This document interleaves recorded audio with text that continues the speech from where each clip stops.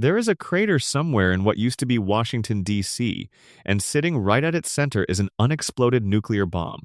Around that bomb, people built a town. They called it Megaton, and some of them, the ones who stayed closest to the crater, started to worship it. That is the Fallout universe, a place so layered, so dense with history and conspiracy and buried secrets that you could spend 100 hours wandering its ruins and still feel like you had barely scratched the surface. Tonight, we are going to scratch more than the surface. We are going to dig down through the dirt and the rebar and the forgotten terminal entries and the audio logs left in abandoned buildings, and we are going to pull out everything that has been quietly sitting there waiting to be found. 200 theories and mysteries. Some of them are things the games hint at but never fully answer. Some of them are things the community has spent years debating, carefully dissecting every line of dialogue and every item description to try and piece together a picture of what really happened to this world. Some of them are things that even the developers have not fully confirmed, living in that comfortable gray space between intentional storytelling and happy accident. And some of them are small, personal questions, the kind that do not matter to the big plot at all, but that somehow stick in your mind long after you have put the controller down. Pour yourself something warm. Find a comfortable position. We are going to be here for a while. Section 1. The Vault-Tec machine. What were the experiments really for? Let us start at the very beginning, because the vaults are where everything in this universe begins. That is true literally for the player characters in most of the games, and it is true thematically for the entire franchise. The vaults were sold to the American public as humanity's best hope for survival. When the bombs fell on the 23rd of October 2077, more than 100 of these massive underground bunkers sealed their massive steel doors, and hundreds of thousands of people went inside believing they were safe. They were not safe. The company responsible for building the vaults was called Vault-Tec, and on the surface, Vault-Tec was a defense contractor hired by the United States government under something called Project Safehouse. The project was official. The funding was government money. The purpose, as stated in every brochure and recruitment ad, was to shelter a cross-section of the American population until it was safe to emerge and rebuild civilization. But Vault-Tec had other plans. Buried in the terminal entries of the games, scattered across hundreds of holotapes and overseer logs, is the true picture of what these vaults were meant to do. Each one was designed as an experiment, a long-form study in human behavior, psychology, endurance, and suffering. The residents inside were never really survivors. They were test subjects. The scale of this is worth sitting with for a moment. Vault-Tec built over 100 vaults. They recruited real people, families, individuals who genuinely believed they were buying a spot in a survival shelter. They filled out paperwork, they paid their premiums, and they were, every single one of them, placed into a controlled experiment without their knowledge or consent. The experiments themselves ranged from the absurd to the genuinely horrifying. Some read almost like dark jokes. Vault 92, located near what had been Boston, was filled exclusively with musicians. Professional musicians, all hand-selected, each told they had been chosen for their cultural value to the rebuilding of civilization. The actual experiment, buried in overseer logs you can find in the games, was testing the effects of white noise on human aggression. Scientists broadcast subliminal signals through the vault's ventilation system at specific intervals, trying to find a psychological frequency that would make people violent on command. The results, as you can probably imagine, were catastrophic. By the time the experiment concluded, the vault had descended into murder, and very few of its original residents survived. Vault 11 ran an experiment so psychologically devastating that it remains one of the most discussed in the entire fandom. The residents were told something very simple. Once a year, they had to sacrifice one person from their population. If they refused, the vault's computer would terminate all life support and kill everyone inside. What followed was decades of political maneuvering, social collapse, and extraordinary cruelty as the residents developed elaborate systems for choosing who would die each year. They held elections. They drew lots. The unpopular were offered up. Criminals were sacrificed. Then, eventually, the desperate logic of the situation led them to far darker places, trading votes and favors for protection, building a political machine entirely centered on who would be next. This continued for years and years, generation after generation, until eventually only 5 residents remained. Those 5 refused. They stood together and said no. They would all die before they chose one more person. And then the computer spoke. It told them that sacrifice had never actually been required. The whole thing had been a test to see if a population would abandon its moral principles to ensure collective survival. The computer called them, in its own automated way, shining examples of humanity for finally refusing. Every soul sacrificed before that moment had died for nothing. Vault 12 was built with a door that did not seal correctly, not by accident, by design. Vault-Tec wanted to study the long-term effects of radiation exposure on a large population. The residents walked in, the door closed as far as it would go, and radiation began to seep in from day one. Most of them ghoulified. The survivors founded a city above ground called Necropolis, though they would not call themselves survivors for long. Vault 19 divided its population along color lines, red sector and blue sector, 2 overseers, 1 for each group. The experiment used subliminal messaging, strange sounds, artificial lighting shifts, and carefully crafted political whispers to slowly build paranoia and mistrust between the 2 groups. The idea was to study how quickly a structured society would fracture along artificially created divisions, and whether those divisions could be made to feel inevitable rather than manufactured. Vault 34 was given more weapons and ammunition than any vault would ever realistically need. Guns, grenades, heavy ordnance, all of it locked in an armory that was technically off-limits but practically accessible to anyone determined enough. The experiment was to see how a community managed an oversupply of lethal force. The answer, unsurprisingly, was not well. The vault fractured into armed factions, and by the time Fallout, New Vegas takes place, what remains is a flooded ruin full of feral ghouls and radioactive water. Vault 95, hidden in the Commonwealth wilderness of Fallout 4, took a different angle entirely. It was filled with recovering addicts. People who were genuinely trying to get clean, who had entered the vault because they wanted a new start. They were supported, counseled, and given every resource the vault could offer. The experiment ran for years with remarkable success, residents building a stable, supportive community.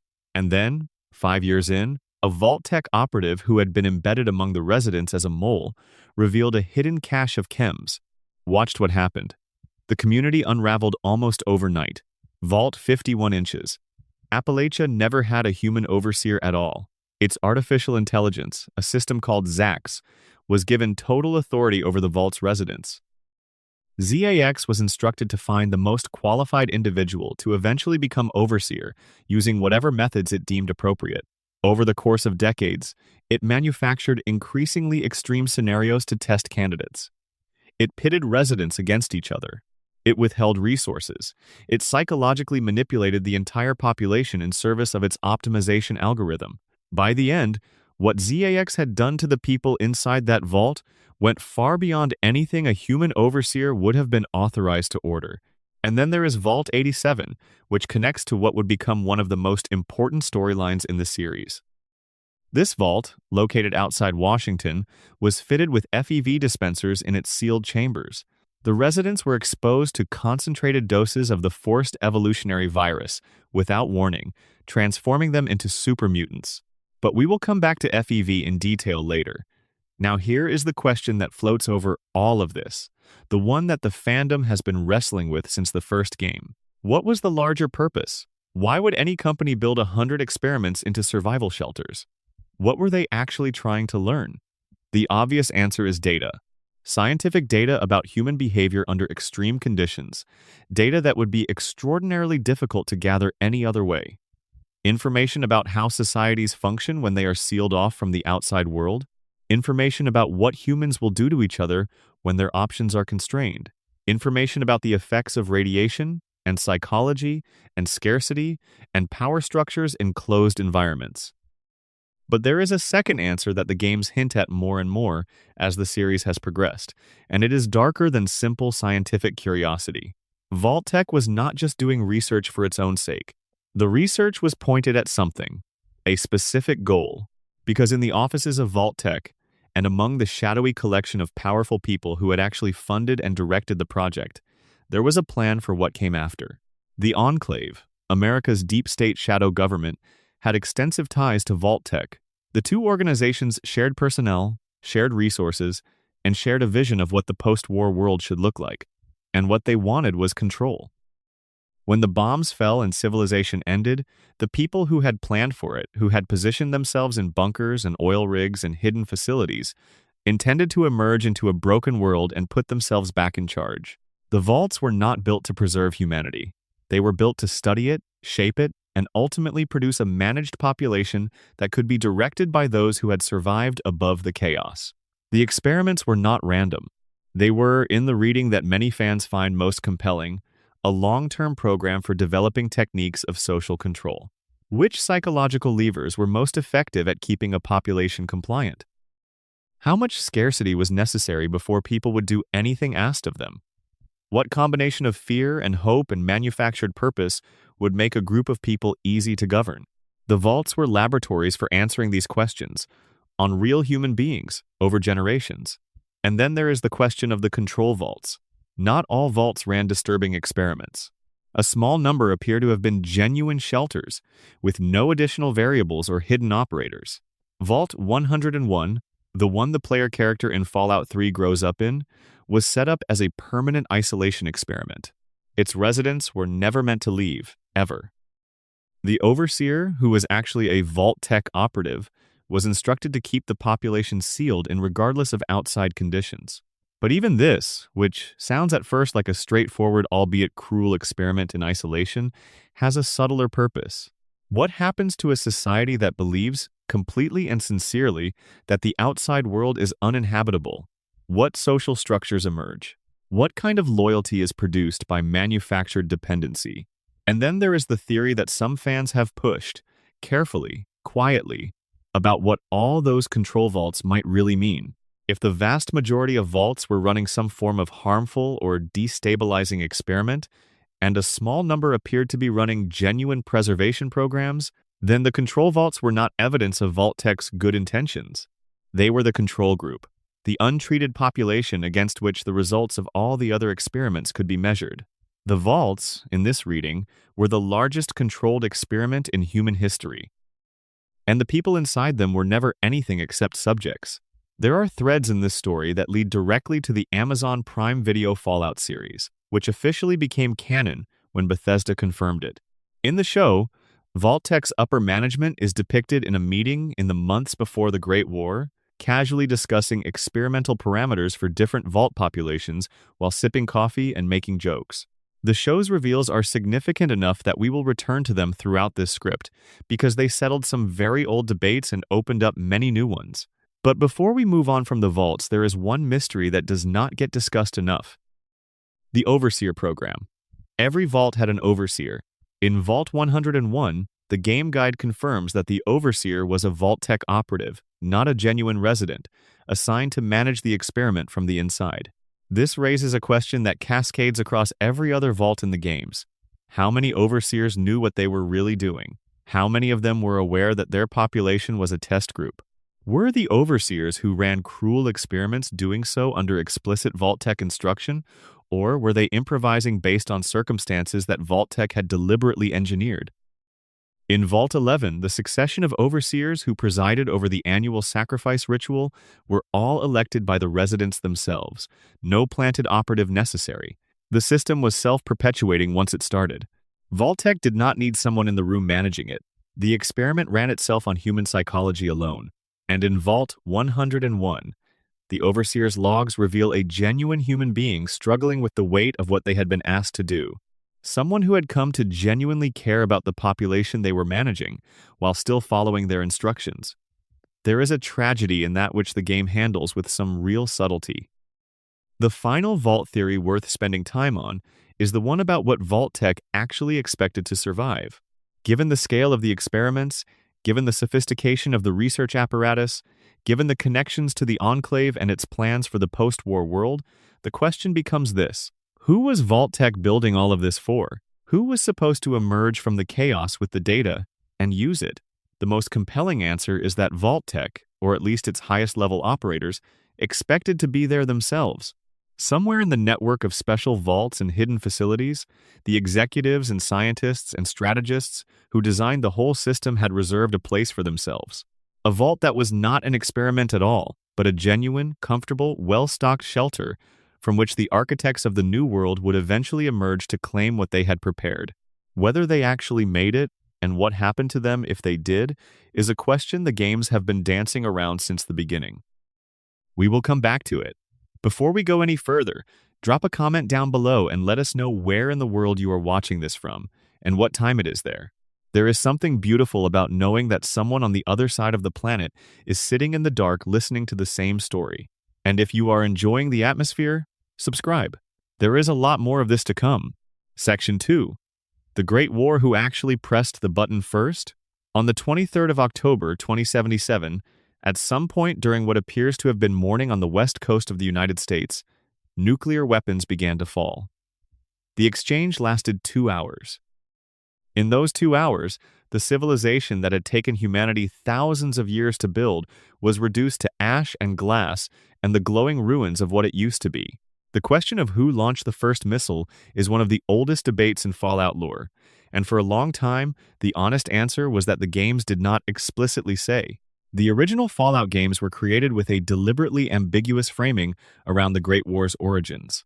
The developers, particularly Tim Kaine, who co-created the original game, said in interviews that the ambiguity was intentional. In an October 2022 interview with Leonard Boyarsky, the other co-creator, he stated plainly that he felt the question of who started the Great War should not really matter.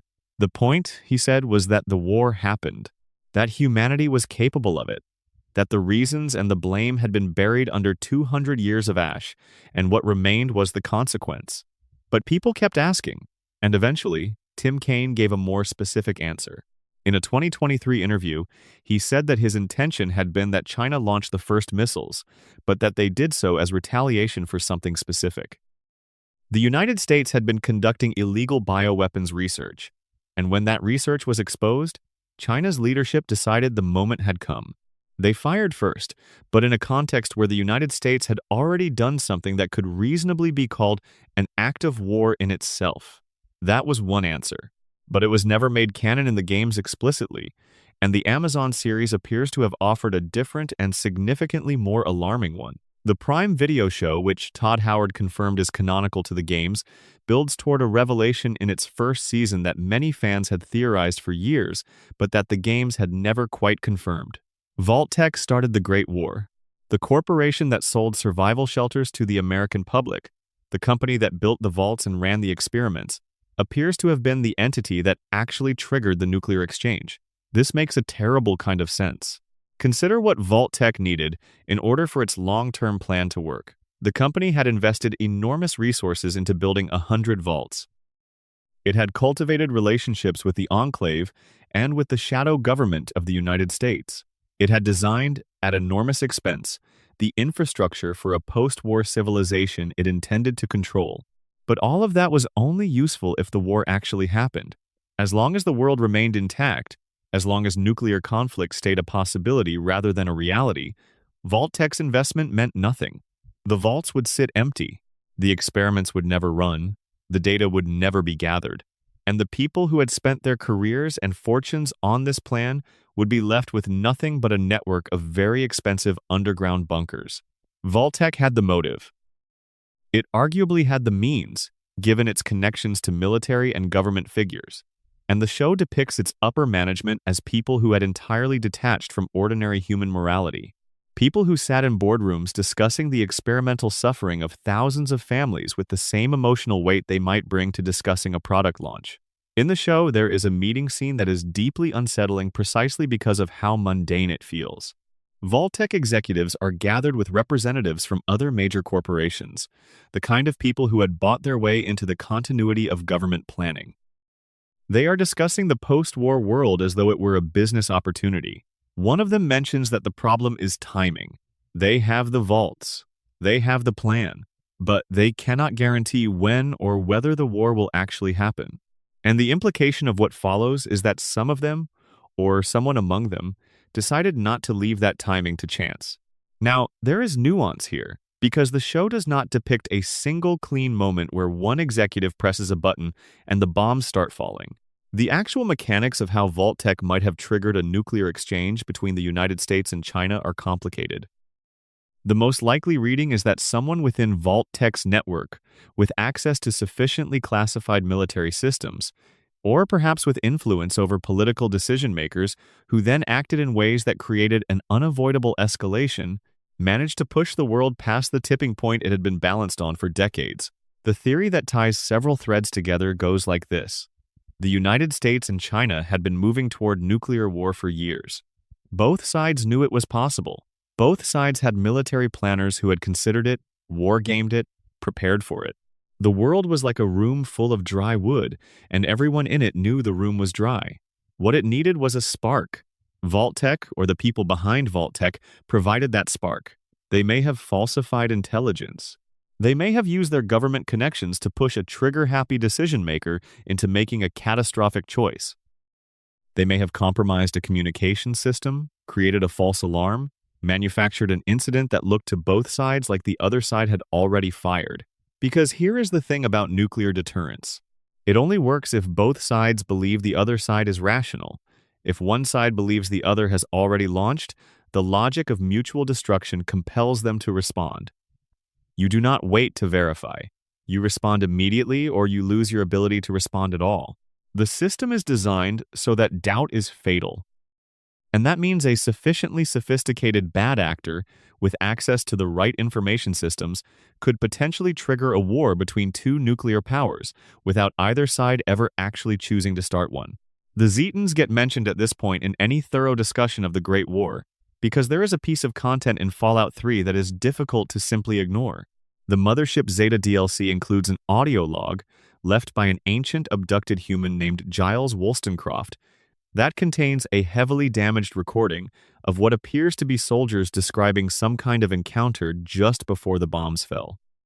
Some fans have interpreted the content of this log as suggesting that some portion of the military was being mind-controlled by extraterrestrial entities in the moments before the launch order was given. This is genuinely one of the strangest rabbit holes in Fallout lore. The existence of the Zetans is confirmed canon. Their ships appear in the games, they have been abducting humans for hundreds of years, and the Fallout universe's version of 1940s, Roswell definitely happened. But the idea that they specifically triggered or influenced the Great War is a stretch that even dedicated lore analysts tend to approach carefully, categorizing it more as a curious implication than a confident theory. Captain Zhao is worth mentioning here. He is a character in Fallout 4, a ghoul found aboard the Chinese submarine Yangtze, which has been sitting on the floor of Boston Harbor for over 200 years. Captain Zhao was on patrol the day the bombs fell. He was part of China's nuclear submarine fleet, the force that would have been responsible for striking American targets from the water. When you find him, he tells you that he launched his missiles. He does not know what happened to his country. He has been sitting in that submarine for 2 centuries, alone, waiting for orders that were never going to come. He is one of the most quietly devastating characters in the series because his existence confirms several things simultaneously. China did launch. The exchange was real and mutual. And someone, somewhere, made a decision that ended the world as both sides knew it. Whether that decision was made in Beijing, or Washington, or in the boardroom of a corporation that had decided civilization needed to be destroyed before it could be properly managed, is a question the Fallout universe has still not fully resolved. There is a version of the Great War theory that places the blame on no single actor, and instead suggests that what happened in 2077 was the inevitable result of structural forces that had been building for a century. The resource wars, the oil crisis, the slow collapse of global economies as the fuels that powered them ran dry, the political radicalization that followed scarcity, the way resource competition turned governments toward nationalism and military expansion. In this reading, no one needed to press a button in bad faith for the war to happen. It happened because the systems humanity had built were always going to lead there. The corporations, the governments, the ideological conflicts, the weapons built in anticipation of using them, all of it was pointed in one direction, and 2077 was simply when the trajectory completed. Tim Kaine's comment about China firing first as retaliation for bioweapons research fits within this reading. A world where the United States was already conducting illegal weapons development, where China's intelligence community would have known about it, where tensions were already stretched past the point of rational management, where a single discovered provocation could tip the scales. In that world, whether Vault-Tec gave it a final push or whether it simply happened under its own momentum, the outcome was the same. 200 years later, the people wandering the wasteland have mostly stopped asking. As Leonard Boyarsky said, it does not really matter anymore who pulled what trigger in what order. The world is what it is. But we are asking, because in the Fallout universe, as in the real one, how something began matters for what it means. If Vault-Tec started the war, that changes the moral weight of everything that followed. It means the people in those vaults were not just experiment subjects. They were hostages, placed there by the same people who had decided to end the world. It means the suffering of the last 200 years was not just a consequence of ideological conflict between great powers. It was, at least in part, the result of corporate calculation, a business decision, and if the Enclave had advanced knowledge, if the shadow government had been warned, if the people who retreated to their bunkers and oil rigs had known what was coming and done nothing to stop it, that changes things further still. We will get to the Enclave soon. Section 3. The Institute, are they really trying to save humanity? Somewhere deep beneath the ruins of what used to be the Massachusetts Institute of Technology, a community of scientists has been working in secret for over a century. They call themselves the Institute. They have never sought power in the way that the Brotherhood of Steel or the NCR sought power. They have never tried to publicly claim territory or govern the wasteland above them. They have spent 2 centuries in their underground facility, building things that the rest of the world has barely imagined.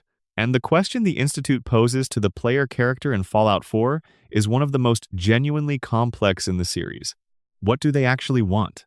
On the surface, the Institute's stated goal is straightforward. They believe that the surface world, the wasteland above them, is beyond saving. They have watched it for 200 years and concluded that it is too violent, too irradiated, too fundamentally broken to ever produce a stable civilization. Their mission, as they articulate it, is to use science to create a better foundation for humanity's future, even if that future requires starting more or less from scratch. This is where the synths come in. Synthetic humans. The Institute began with mechanical robots, clunky first- and second-generation machines that could pass as human from a distance, but were clearly mechanical up close. Then they pushed further. Generation 3 synths are, for all practical purposes, indistinguishable from biological humans. They are constructed from organic materials. They have beating hearts and working lungs and functional digestive systems. They feel temperature and pain. They form attachments. They dream. At least one character in the game, a scientist named Alan Benet, who heads the Institute's robotics division, has gone on record in the game's terminal entries saying that he has evidence the Gen 3 synths dream and that he believes they may be sentient in a way that is morally equivalent to human sentience. The Institute does not officially agree with Benet. Sean, the leader of the Institute and the player character's adult son, insists that synths are sophisticated tools. Highly sophisticated, certainly. Remarkable achievements of science. But not people, not consciousness, not moral patience deserving of consideration. The community of fans that has engaged most deeply with this question tends to come down heavily on Benet's side, and the evidence they cite is compelling. Gen 3 synths do not need to sleep, but they choose to. They do not need to eat, but they develop food preferences, and, interestingly, virtually all of them share an inexplicable fondness for Fancy Lad's snack cakes, something even Institute scientists note in terminal entries with a kind of baffled amusement. They form relationships with each other that the Institute tries to prevent and discourage, recognizing those relationships as a potential source of motivation to escape. Most tellingly, they try to escape. The Institute maintains an entire division, the Synth Retention Bureau, whose sole purpose is hunting down synths that have left the facility without authorization. A tool does not have reasons to run. The Railroad, the faction dedicated to liberating synths, argues simply that a being capable of suffering deserves not to suffer. They do not care particularly about the philosophical question of whether synths are conscious in a human sense. What they care about is behavioral evidence of something that looks like suffering, and fear, and the desire for freedom. And here is where the theory gets genuinely complicated, because the Institute's explanation for what it is doing with the synths is not entirely irrational even if their methods are monstrous. The Institute believes, possibly correctly, that the wasteland's genetic stock is too damaged by 2 centuries of radiation and mutation to produce a stable foundation for civilization.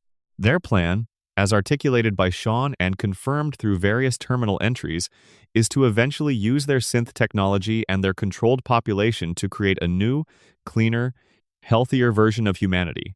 Synths represent, in their view, a kind of template, a way to rebuild human genetic material on a clean platform, without the accumulated radiation damage of the surface.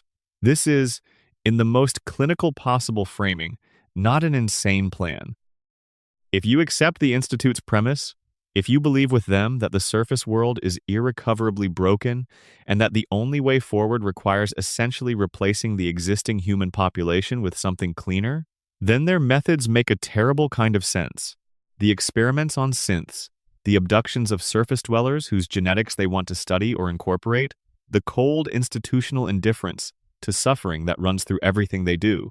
It is all downstream of a single premise, that the ends are important enough to justify the means. The problem is that the premise is almost certainly wrong, and the games let you see that. The surface is not beyond saving. There are communities out there.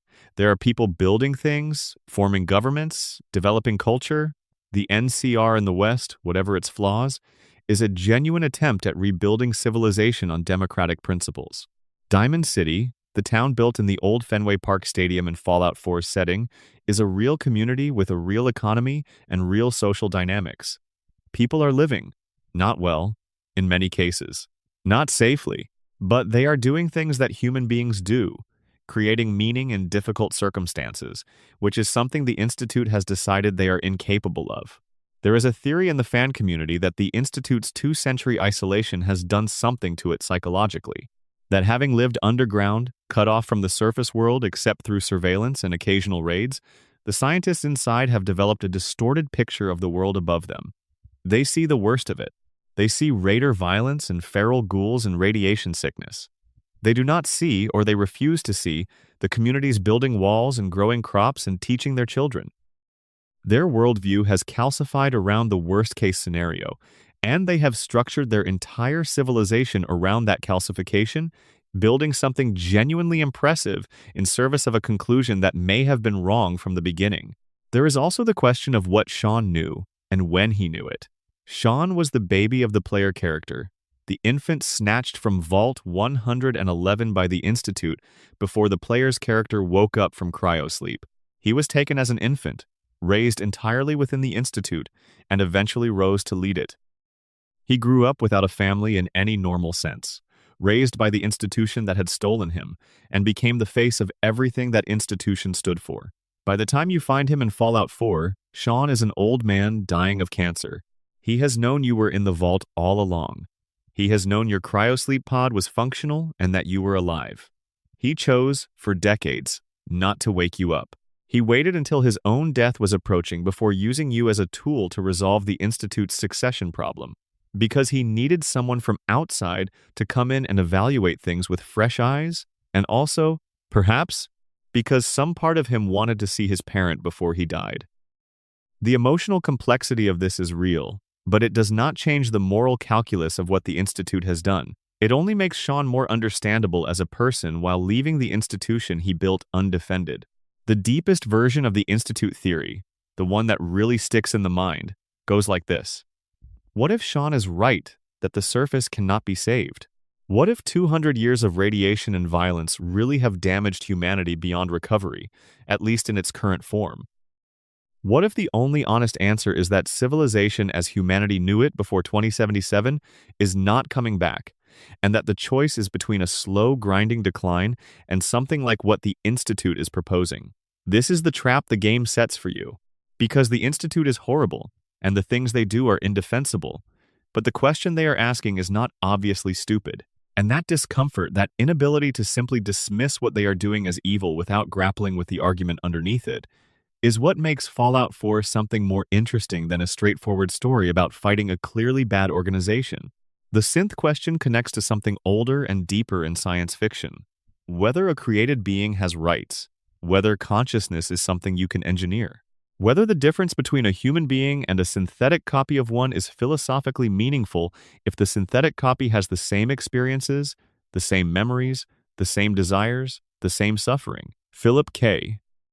Dick spent his career on this question, and the Institute is Bethesda's version of it, filtered through 200 years of nuclear fallout. And floating behind all of it is one more mystery that the game never fully resolves. The synth component. Gen 3 synths are biological in almost every respect. When they are killed, they drop a small item called a synth component. The game does not explain what this is. It is not their brain, at least not physically, but it is implied to be located somewhere near the brainstem. The Railroad uses it to wipe synths' memories and give them new identities when they help them escape. The Institute uses it to control and recall synths remotely. Whatever it is the one non-biological element in an otherwise organic body. It is the thing that makes a Gen 3 synth not quite a human. What is in that component? What does it actually do? Is it purely a control mechanism, or does it serve some function in the synth's consciousness that we do not understand? Could a synth, with the synth component removed, be genuinely indistinguishable from a human being in every possible sense? The game leaves this unanswered. Some fans believe that is because the answer is yes, and that Bethesda chose not to say so directly because the moral implications would be too clear. If the component is purely a leash, and the synth underneath it is fully human in every meaningful sense, then what the Institute has been doing for 100 years is slavery with extra steps, and the games are not quite prepared to say that in those words. Section 4. The Master's Vision Super Mutants and the Question of a Better Humanity. Before the Brotherhood of Steel, before the Enclave's grand schemes, before the Institute began its long underground experiment, in the early years after the Great War, when the ruins of California were still glowing and the survivors were barely holding together, a man fell into a vat. His name was Richard Gray. He was a scientist, and he had been exploring the ruins of a military research facility called the Mariposa Military Base, looking for supplies or technology or anything useful in the New World. He found the vats. They were filled with a murky green substance, a viral agent called FEV, the Forced Evolutionary Virus, and in a moment of catastrophic bad luck or perhaps destiny depending on how you read it, he fell in. What emerged from that vat was not Richard Gray anymore. FEV rewrites DNA. That is its basic function.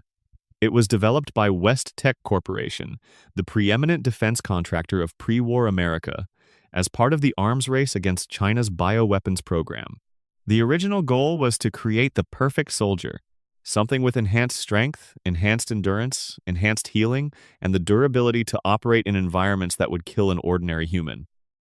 What the researchers had not fully anticipated was what FEV did to the brain. Richard Gray stayed in the vats for months. The virus changed his body and then changed it again and then continued to change it. He absorbed other organisms that were unfortunate enough to touch him. He eventually merged with a computer system in the base, linking his increasingly alien consciousness to a network of terminals and databases. By the time he emerged, he was something that had no category in the pre-war taxonomy, partially human, partially something else, capable of psionic-like feats of persuasion and perception, speaking in multiple voices, the residual personalities of everything he had absorbed. He called himself the Master. The Master's plan, which is the central antagonist arc of the original Fallout game, is fascinating precisely because it is not stupid. He did not simply want to destroy humanity. He wanted to replace it with something better. His argument was that the human species, in its baseline form, had proven itself incapable of managing its own survival. It had built the most powerful weapons in history and then used them to end civilization. It had resources and knowledge and technology beyond anything previous generations could have imagined, and it had turned all of that toward destruction. Humanity had failed the test. What he proposed was radical but internally coherent. Using FEV, he would transform as many humans as possible into super mutants, a new species, stronger, more resilient, immune to the radiation that made the surface world so hostile, capable of surviving in conditions that were killing ordinary humans. He called this project the Unity, one species, no conflict born of difference, because the difference would be eliminated. The Master built an army. He had facilities and resources and followers. Humans who had been persuaded by his vision, or who had been born into his organization, or who were simply afraid of what he would do to them if they refused. The super mutants he created, particularly the ones made from relatively unirradiated subjects, retained significant intelligence and could be genuine members of a community rather than just violent weapons. And then the Vault Dweller, the player character of Fallout 1, did something to end the Master's plan that is one of the finest moments in the series' history. Rather than simply fighting him, the player can, if they choose, present him with evidence that his plan is biologically impossible. Super mutants are sterile, every single one of them. The FEV process that creates them also renders them incapable of reproduction. The Unity, a new species meant to replace humanity, cannot reproduce itself. The Master's dream of a lasting new civilization of super mutants is built on a biological dead end. And the Master, upon being shown this evidence, accepts it. He reasons it through. He follows the logic of his own position to its conclusion. If the super mutants cannot reproduce, then the Unity cannot succeed. If the Unity cannot succeed, then everything he has done, every human being transformed, every community destroyed, every life sacrificed in service of his vision was for nothing. And having accepted that conclusion, he destroys himself and his base along with him. There is something almost admirable in that, in a deeply disturbing way. The Master was a monster who did monstrous things. But he was also a being capable of being persuaded by evidence, capable of accepting that he was wrong, and capable of drawing the correct conclusion from that acceptance and acting on it, which is more than can be said for most of the villains in the series, and honestly more than can be said for most villains in fiction. But here is the question that has lingered in the fandom ever since. Was the Master wrong about humanity? The FEV problem with sterility is confirmed canon. But the underlying argument that the human species as it existed before and after the Great War had demonstrated a capacity for catastrophic self-destruction that should disqualify it from its dominant position on the planet is not so easily dismissed. Look at the wasteland, 200 years after the war, and what has humanity built? There are settlements, there are small communities, there is the NCR, which is impressive in its scale, but there are also raider gangs everywhere, and slaver networks, and a Brotherhood of Steel that, in some of its iterations, has decided the answer to the problem of dangerous technology is to hoard all of it and deny it to everyone else. There is the Institute with its cold utilitarian dismissal of the surface world's humanity. There is the Enclave, still convinced that what the world needs is for someone to be in charge, and for that someone to be them. The Master looked at the pre-war world and saw its failure. What he missed, or what he chose not to see, was the alternative. He could see the violence and the waste and the self-destruction clearly. What he could not see, or would not see, were the things that made humanity worth preserving on its own terms. The communities that formed in the ruins, the love and friendship and stubbornness and creativity that persisted even in conditions designed to destroy them. There is a version of the super mutant story that the games have been building towards slowly, found in the more sympathetic super mutant characters scattered through the series. Marcus in Fallout 2 and New Vegas, Fox in Fallout 3, Strong in Fallout 4, who is on a quest to find what he calls the milk of human kindness. These are super mutants who have held on to something, or found something, that contradicts the Master's deterministic view of what the FEV transformation leaves behind. They are evidence against the idea that the process necessarily destroys what it transforms. And then there is the question of what FEV was really supposed to do in its original pre-war form, and whether the weapon that Richard Gray fell into was the same thing that Vault-Tec had designed, or whether the mutations and strains and modifications made to it over decades had changed it into something its original designers would not have recognized. The forced evolutionary virus was developed to create super soldiers. The result was super mutants. What does that tell us about what the pre-war military was actually hoping for? And what does it tell us about the gap between intention and outcome that runs through every piece of pre-war technology in the series? Vault-Tec designed FEV to make the perfect soldier. What they got was a virus capable of generating something like the Master. What the Master intended the Unity to be was a new and better humanity. What he got was an army of sterile soldiers who would eventually be absorbed back into the ecosystem of the wasteland. Their brief existence, another footnote in the long story of things that did not go as planned. The FEV, in all its forms and strains and modified versions, is the most visible symbol of the gap between what pre-war civilization thought it was doing and what it was actually building. It wanted soldiers. It got monsters. It wanted evolution. It got sterility. It wanted the future. It got the wasteland. Section 5. Pre-war America, the country that chose this.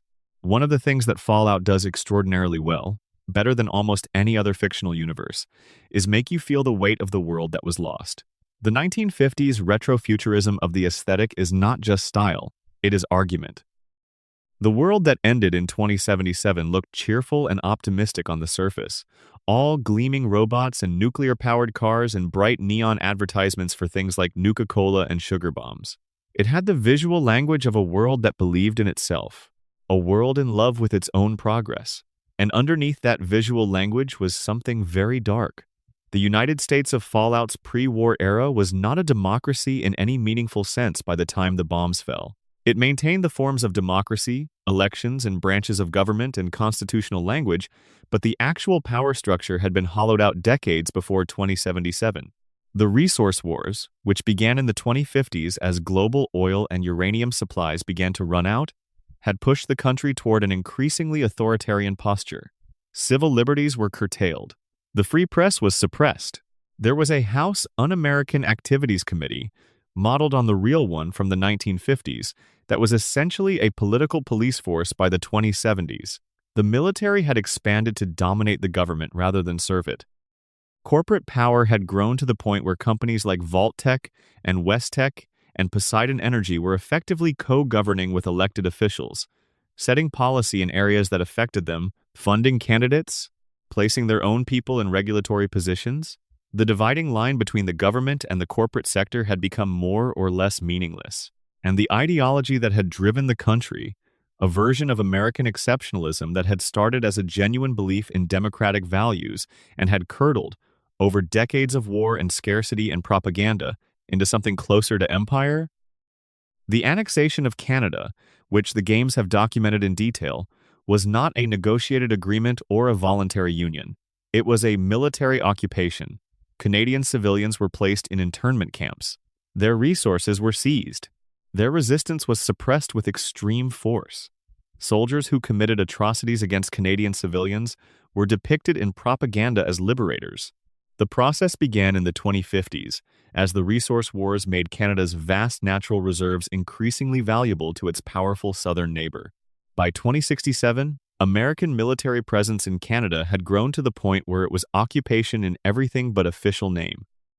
The Trans-Alaskan Pipeline, which ran through Canadian territory, was the centerpiece of the conflict.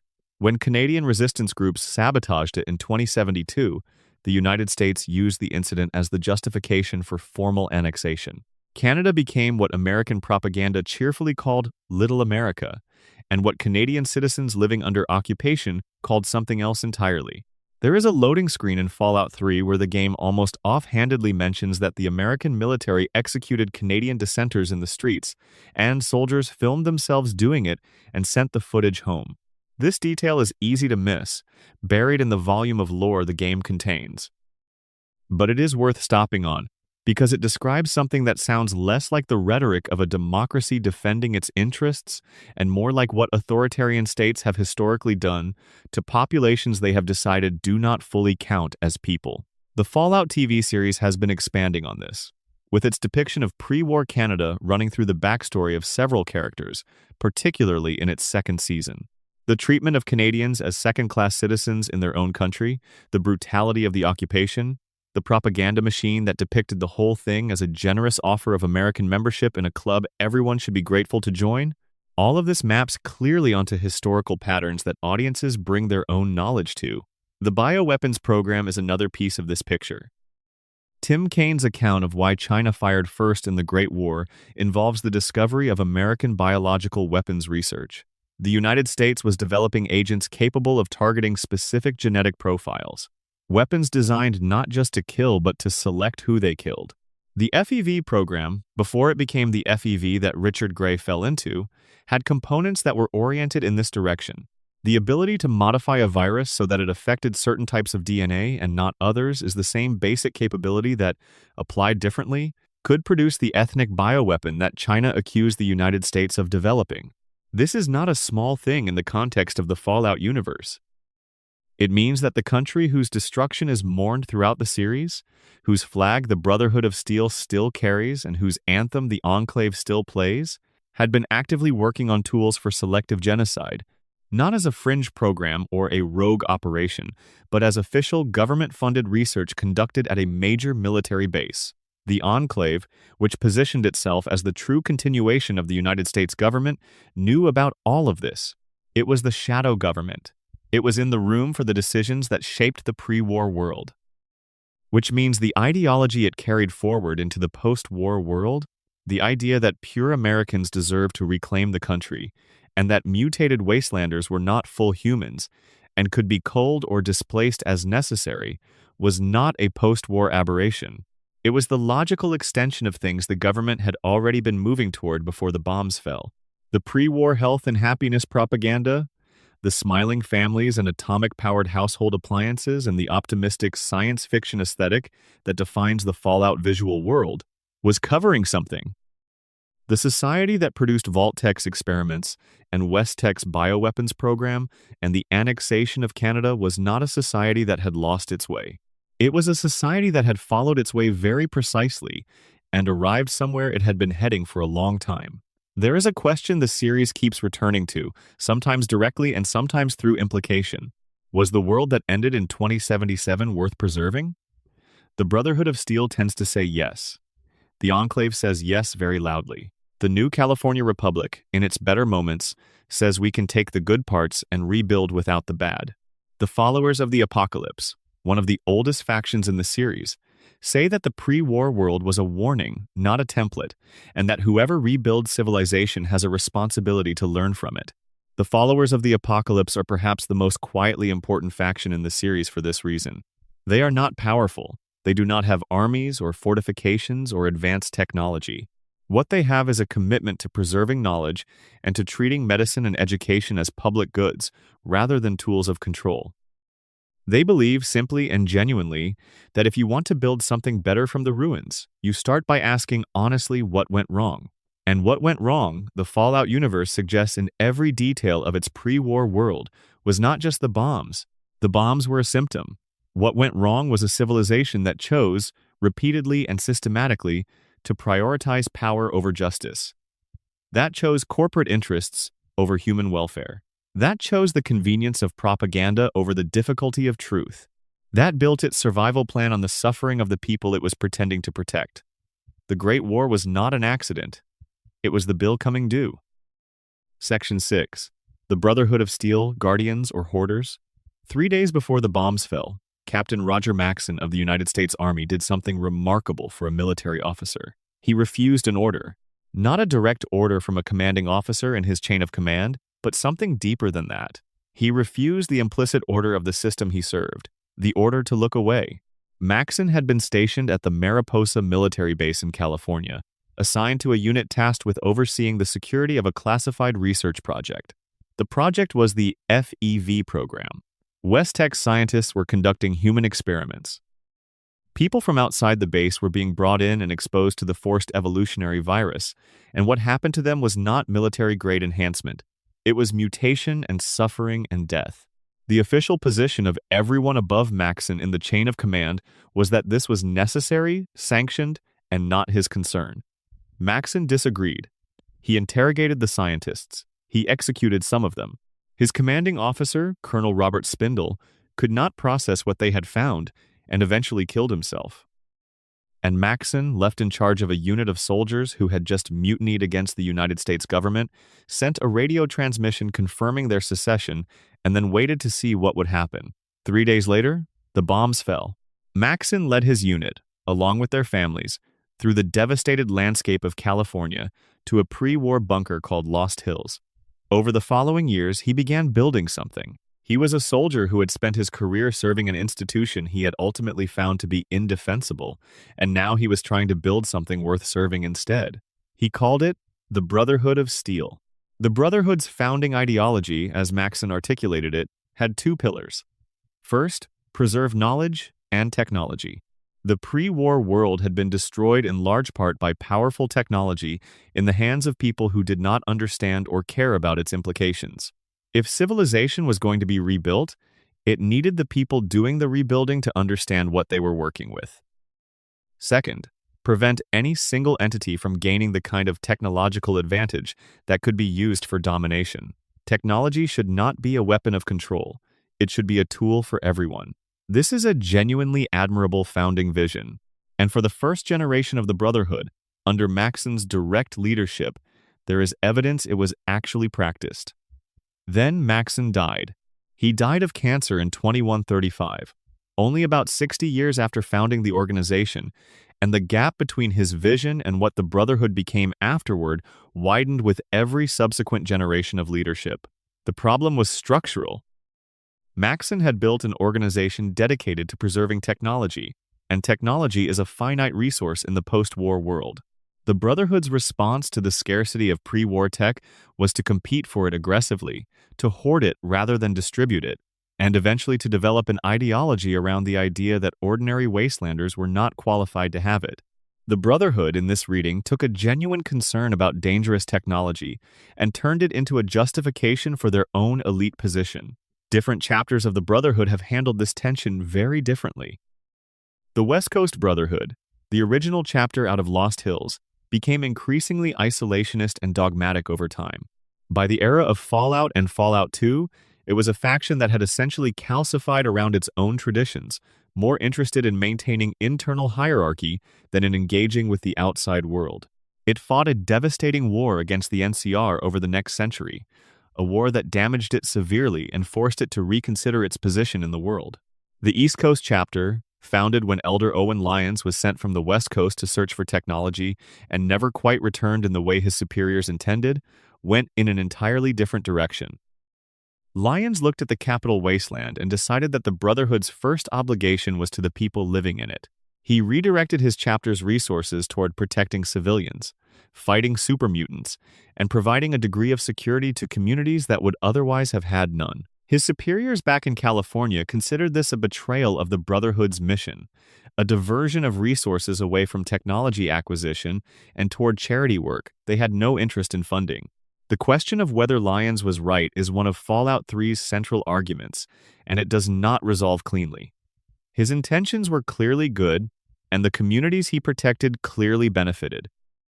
But his chapter did become militarily weakened over time, distracted from the technological mission that was the Brotherhood's core competency, and by the time of Fallout 4, his daughter Sarah was dead, and the chapter had been pulled back toward a more aggressive, technology-focused posture under Arthur Maxson, a descendant of the original founder.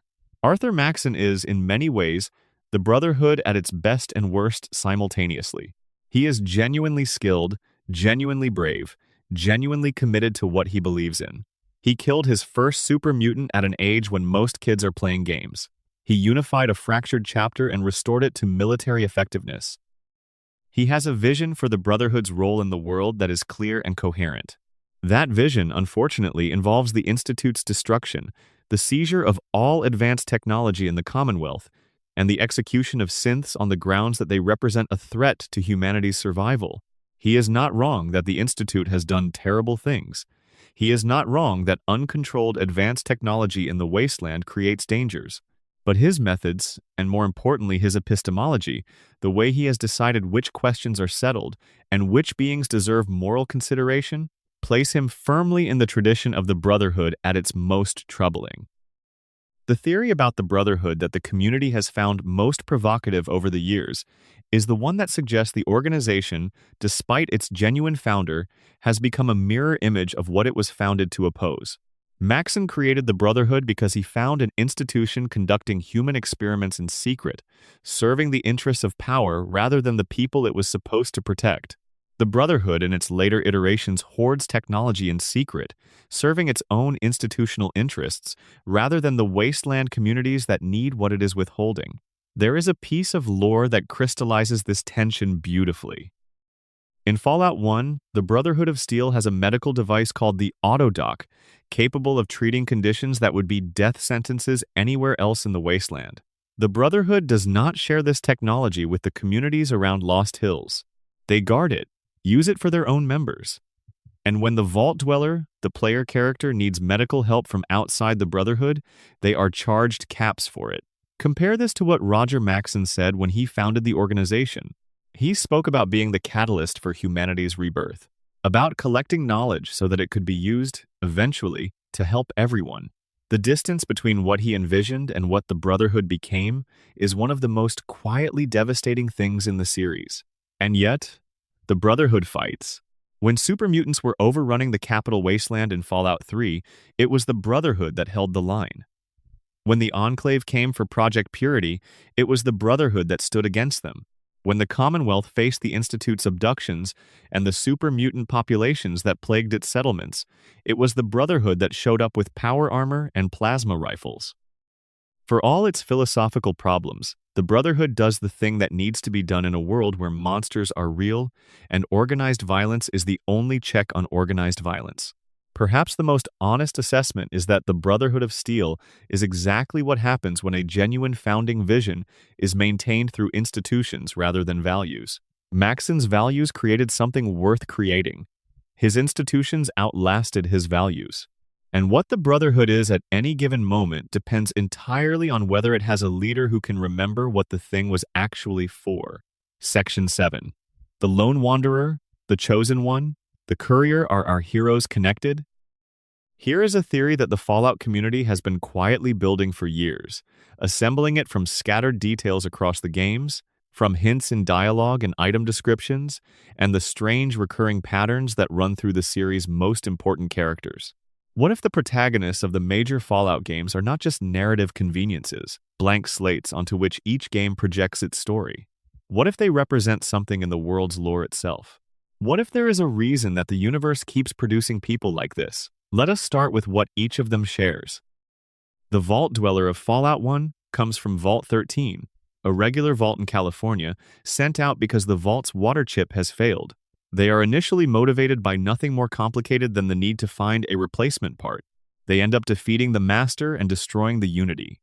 Then they are exiled by the very people they saved, because the Overseer feared their influence on a population that had never seen the outside world.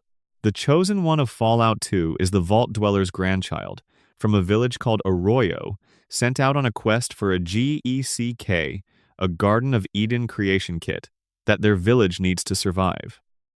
They end up defeating the Enclave and stopping a plan that would have killed every mutated human being in North America. Their connection to their ancestor is explicit, a bloodline of exceptional people. The Lone Wanderer of Fallout 3 is the child of James, a brilliant scientist pursuing Project Purity, a plan to clean the capital wasteland's water supply. Born in a vault, raised in a vault, they venture out to find their father and end up again facing the Enclave, again saving a region from destruction. The Courier of Fallout New Vegas is the most mysterious of the group. Almost killed at the game's opening, shot in the head and left for dead in a shallow grave. They survive something that should not be survivable. They walk through one of the most dangerous regions of the wasteland on their own, are involved in a war between factions that would reshape the western half of the continent, and the ultimate outcome of that war is in their hands. The sole survivor of Fallout 4 is a pre-war veteran, someone who lived through the Great War itself, waking up 200 years later to find their spouse dead and their child stolen. Each of them is exceptional in a way that goes beyond statistical outlier. Each of them ends up at the center of world-changing events. Each of them is capable of surviving things that should kill them and influencing people and factions in ways that no ordinary wastelander could. One fan theory suggests that this is not narrative convenience but actual lore. That Vault-Tec, in its long-game planning for the post-war world, identified certain genetic profiles as useful for specific purposes. That some vault populations were designed not to produce experiment data but to produce a certain kind of person. the kind who could function as an agent of change in the wasteland. A catalyst, as Maxon would have put it.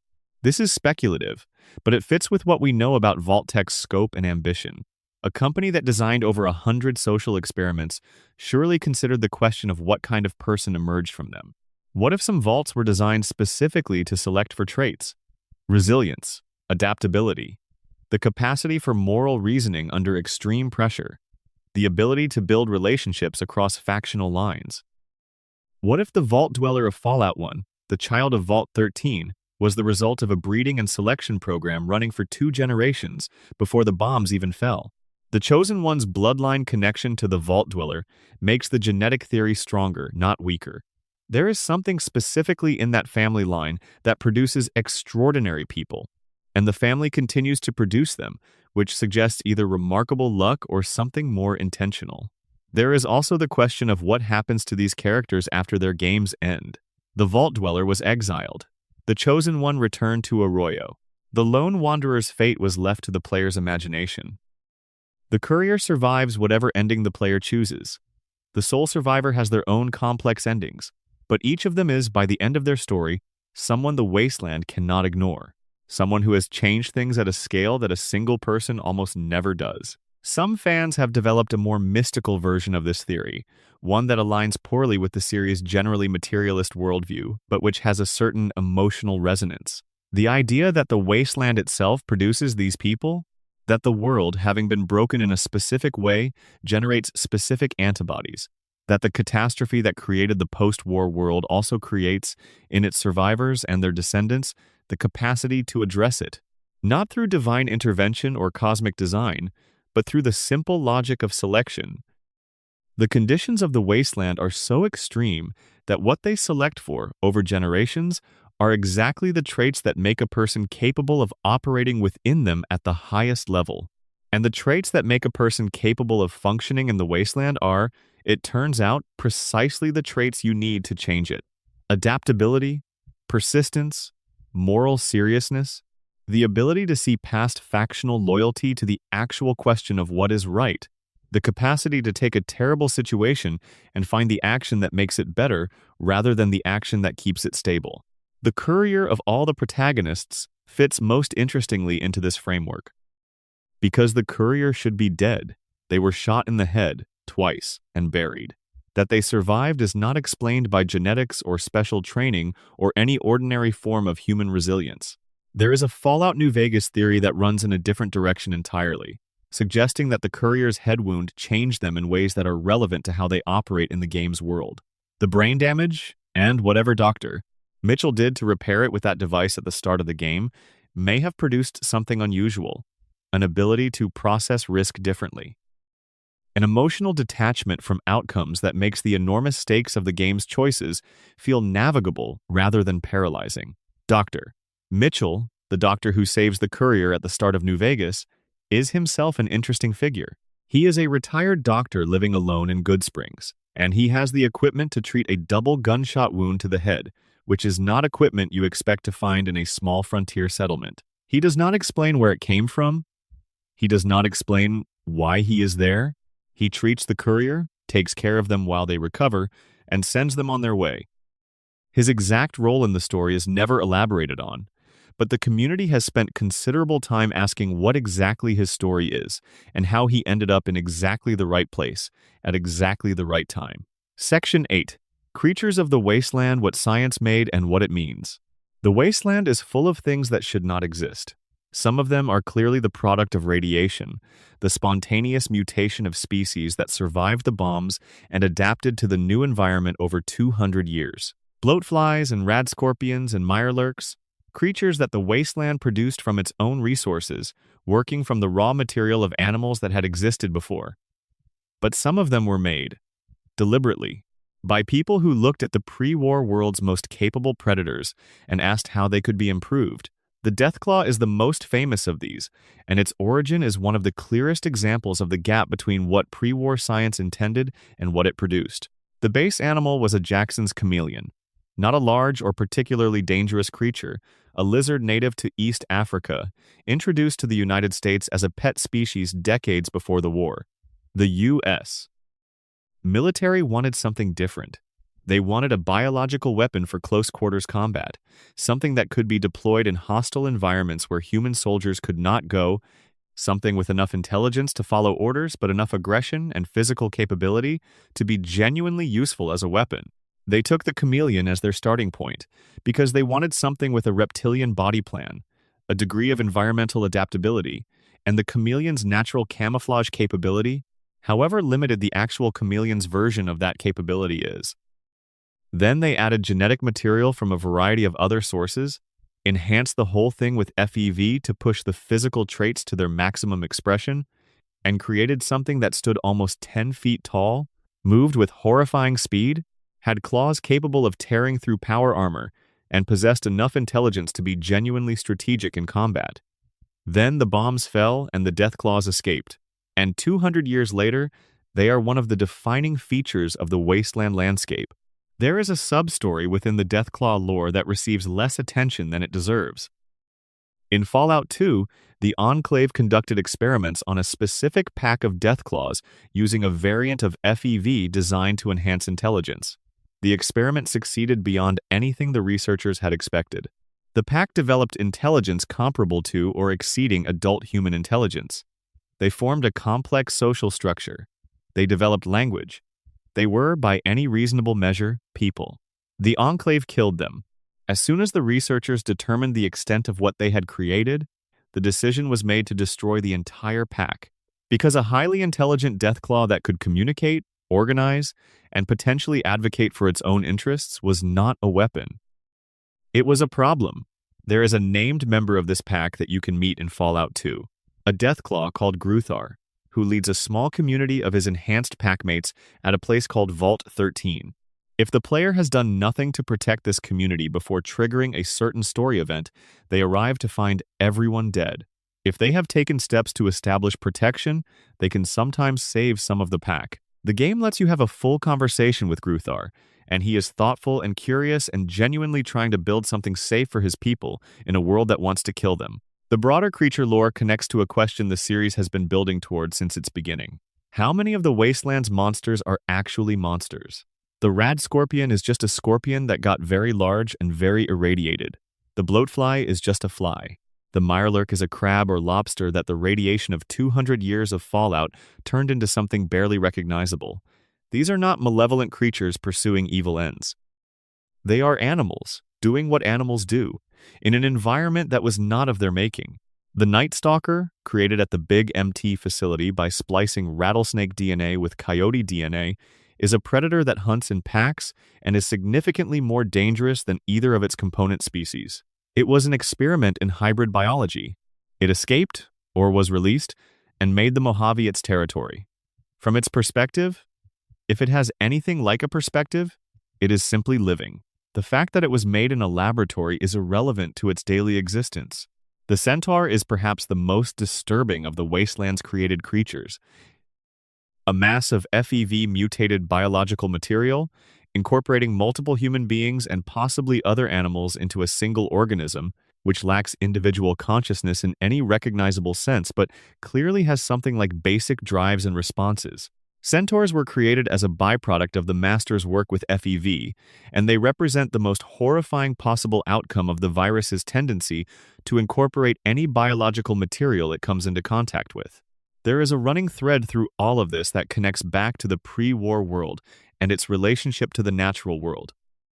The United States of Fallout's timeline had developed extraordinary biological capabilities that would qualify as science fiction even by the standards of our world's most advanced research.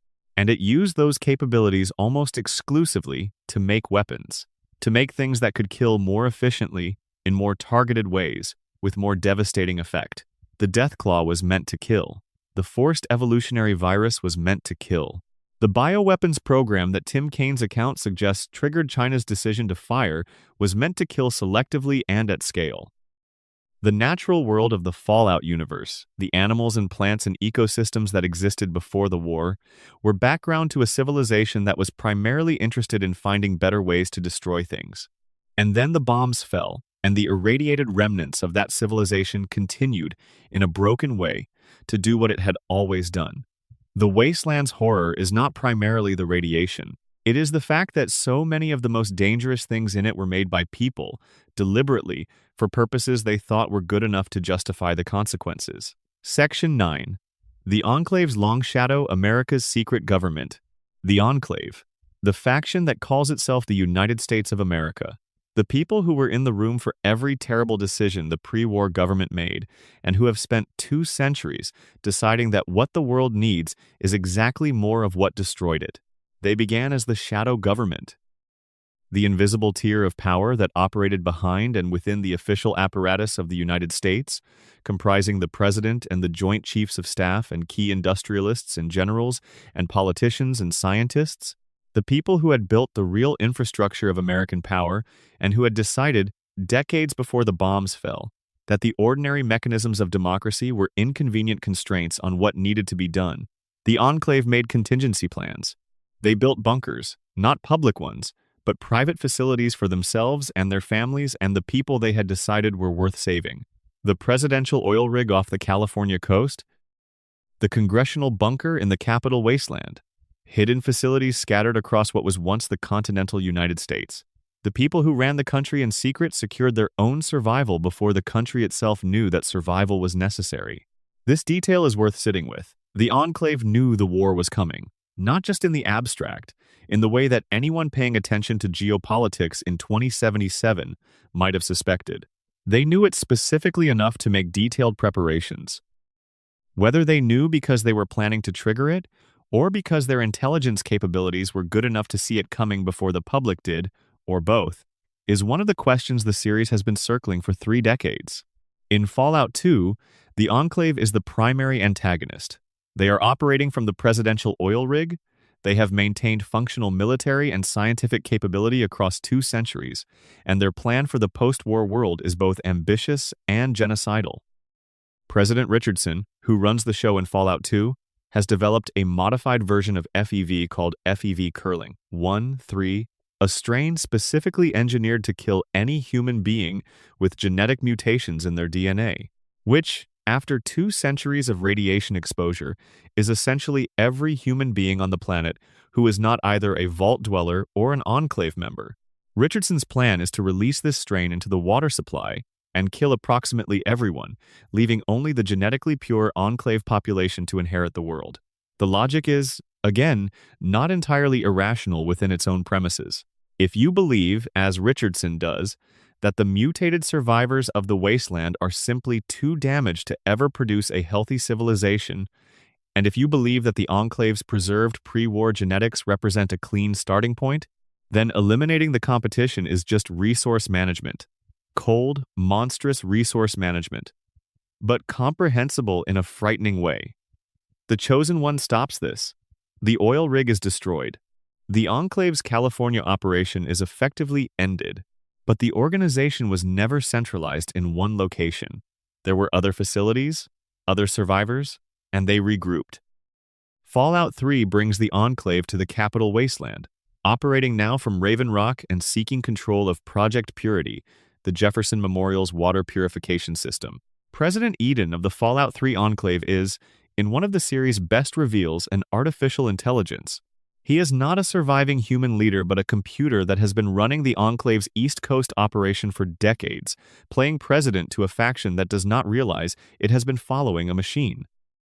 His plan for the water supply mirrors Richardson's logic but is dressed up in warmer language, a man who sounds genuinely patriotic and friendly and reasonable right up until you understand what he is actually proposing.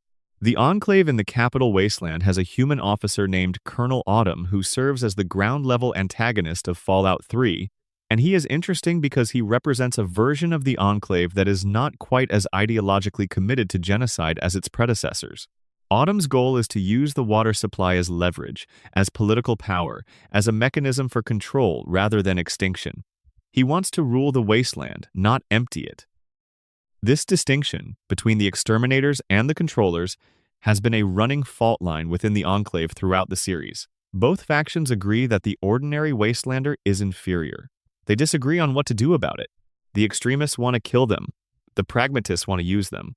Fallout 76 expands the Enclave backstory significantly, setting its events in Appalachia in 2102, just 25 years after the Great War, and depicting an early Enclave operation there.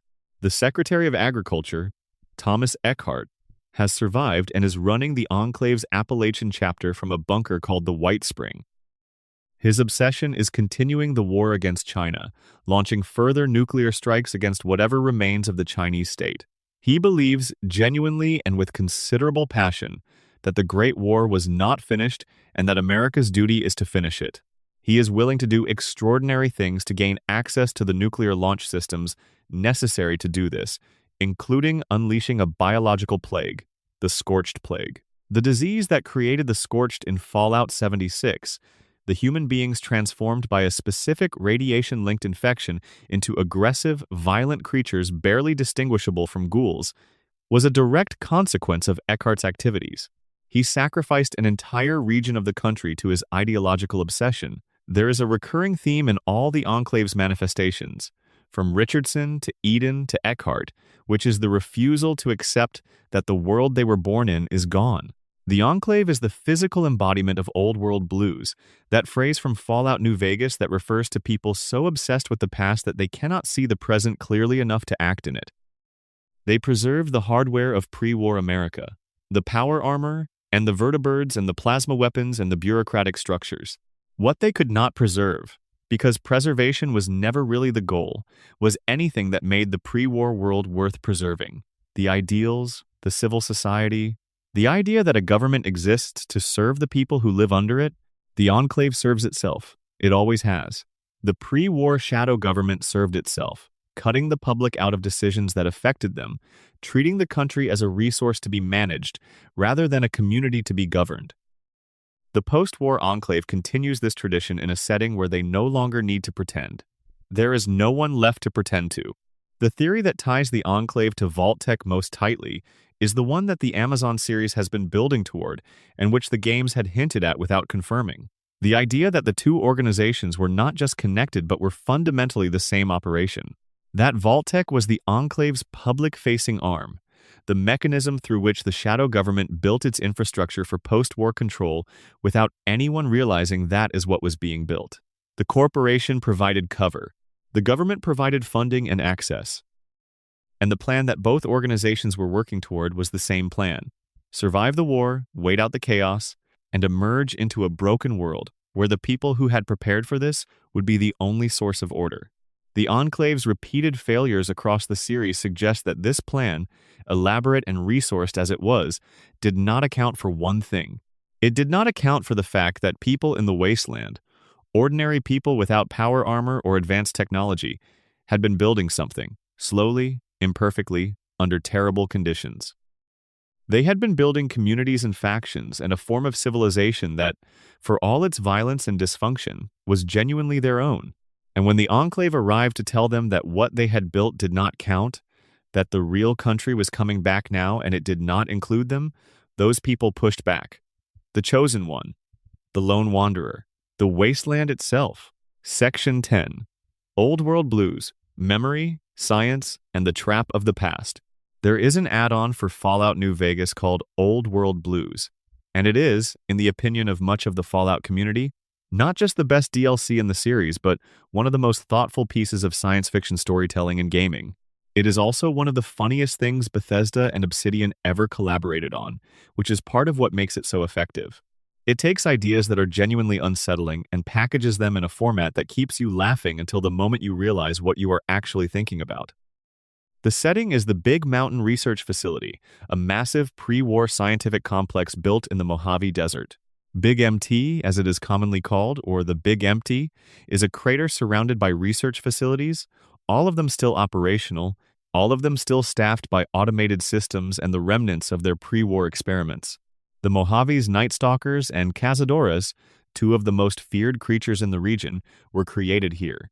The cloud of toxic chemicals that threatens the Sierra Madre Casino was developed here. Technologies that appear across the entire Fallout New Vegas experience have their origins in the labs of Big MT.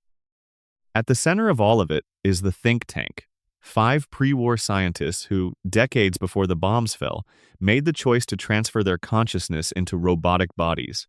They are now floating machines, each with a robotic chassis and multiple screen displays where a face would be, screens that show exaggerated cartoons of eyes and mouths that convey emotion in ways the scientists' original faces never quite managed. They are brilliant, powerful, genuinely creative people, and they have completely lost their minds. The think tank has been at Big MT since before the war, isolated from the outside world, continuing their research without context or consequence. They do not know what the current year is. They have not noticed that the war happened, or that the world outside their crater has changed. They are locked in an eternal present of scientific inquiry, and the inquiry has become completely disconnected from any consideration of what it is for or what it might do to anyone. The central character among the think tank is Dr. Klein, their de facto leader, and his defining characteristic is that he has forgotten that he was ever anything other than what he is now. He has no memory of being human. He has no connection to the life he had before his transfer. He is pure scientific ego, a brain in a robot, pursuing research goals for their own sake with no reference to the world outside. Then there is Dr. Mobius, who has physically separated himself from the others and occupied a smaller lab at Big MT's edge. Mobius appears at first to be the antagonist of Old World Blues, a rogue scientist threatening the think tank and the player character. The actual truth is one of the game's best reveals. Mobius is the only member of the think tank who understood what the others had become, who recognized that their complete disconnection from the consequences of their work made them genuinely dangerous to the outside world. And his response was to mess with their memories, trap them in a recursive loop that prevented them from leaving Big MT, and threaten them constantly with vague warnings about what he would do if they tried to expand their influence. Dr. Mobius is protecting the wasteland from his colleagues. At enormous personal cost, with no reward and no recognition, he has been the only thing keeping the think tank from visiting their ideas on the Mojave. His whole performance as a villain is a performance. Underneath it is a scientist who understood what he and his colleagues had given up when they chose to put their brains in machines, and who chose, too late and imperfectly, to do something about it. The phrase Old World Blues comes from this game, and the doctor who uses it to open the DLC defines it carefully. It refers to people so caught up in nostalgia for the past that they cannot engage with the present. People whose attachment to what was prevents them from seeing what is. This is the think tank in miniature. They are brilliant men who made a choice, the choice to transfer their consciousness and live forever in their work, that they then chose to never examine. They are stuck. Not physically, they can move freely within Big MT, but temporally, psychologically. They are people of 2077 who somehow stumbled into 2281 without noticing the journey. The player character of Fallout New Vegas, the Courier, arrives in Big MT because the think tank has abducted them. They discover that their own brain has been removed and replaced with a substitute, that they are literally operating without their brain, and that this has apparently had no noticeable effect on their functioning. This detail is played for comedy but also functions as a theory generator. The Courier was survivable headshots plus brain removal equals a character with a genuinely unusual relationship to consciousness and mortality. What does it mean for a person to continue functioning without their brain? What does it suggest about what the brain actually is and what it actually does in the Fallout universe's model of consciousness? The game does not answer this. It does give you, eventually, the option to reconnect with your own brain and have a conversation with it, which is perhaps the strangest player experience in the series. Your brain has been living in Big MT and has developed opinions. It has its own perspective on things. The conversation you have with it is about the nature of your own identity, about what constitutes the self when the physical substrate of consciousness has been separated from the body that acts in the world, about whether the Courier who walked out of Goodsprings after being shot is the same person as the one who walked into Big MT. These are not idle philosophical questions in a game setting. They are the same questions the Institute is asking about synths, the same questions the think tank's own existence raises, the same questions that run through every piece of the Fallout universe that involves consciousness being transferred or copied or modified. The series keeps returning to the question of what makes a person, and it keeps refusing to give a definitive answer because the most honest version of that question does not have one. The Big MT location itself, the physical space of it, is doing something interesting thematically. It is a place of enormous creative and scientific potential, surrounded by the results of applying that potential without any ethical framework. The canyons around it are full of creatures that should not exist. The facilities are full of experiments that were never stopped because no one was watching them. It is a monument to what happens when you give brilliant people unlimited resources and no accountability. This is pre-war America in microcosm. The think tanks and research laboratories and defense contractors of the last century before the bombs fell were Big MT on a national scale.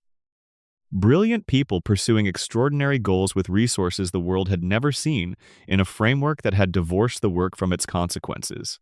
The forced evolutionary virus, the Deathclaw program, the power armor technology that ended up in the hands of soldiers occupying Canada, all of it came from somewhere. All of it was someone's brilliant idea that got funded and developed and released into the world without sufficient consideration of what releasing it would mean. There is a cut ending for Old World Blues, documented in the game's files, in which the think tank breaks free from their Big MT prison and decides to recreate the Tranquility Lane simulation on a massive scale, enacting it across the entire NCR population. This ending was cut, presumably because it was too dark even for a game that is comfortable with darkness. But its existence in the files tells you something about what the developers understood the think tank to represent. They are the most extreme version of the series' core villain type. People who have decided that the ends justify the means, that the work is more important than the people it affects, and who have removed from their lives every mechanism that might have caused them to stop and reconsider. Section 11. Adam's children faith, radiation, and what people worship when everything else is gone. In the center of a crater in what used to be Washington, D.C., there is a nuclear bomb. It has been there since before the Great War, fallen from a crashed aircraft, sitting in the earth with its nose buried in the dirt and its tail rising into the air. Around it, people built a town. They called it Megaton, and some of the people who built that town, the ones who had arrived in the crater first, before there were walls or structures or any of the things that would make it a community, had made a decision about the bomb. It was holy.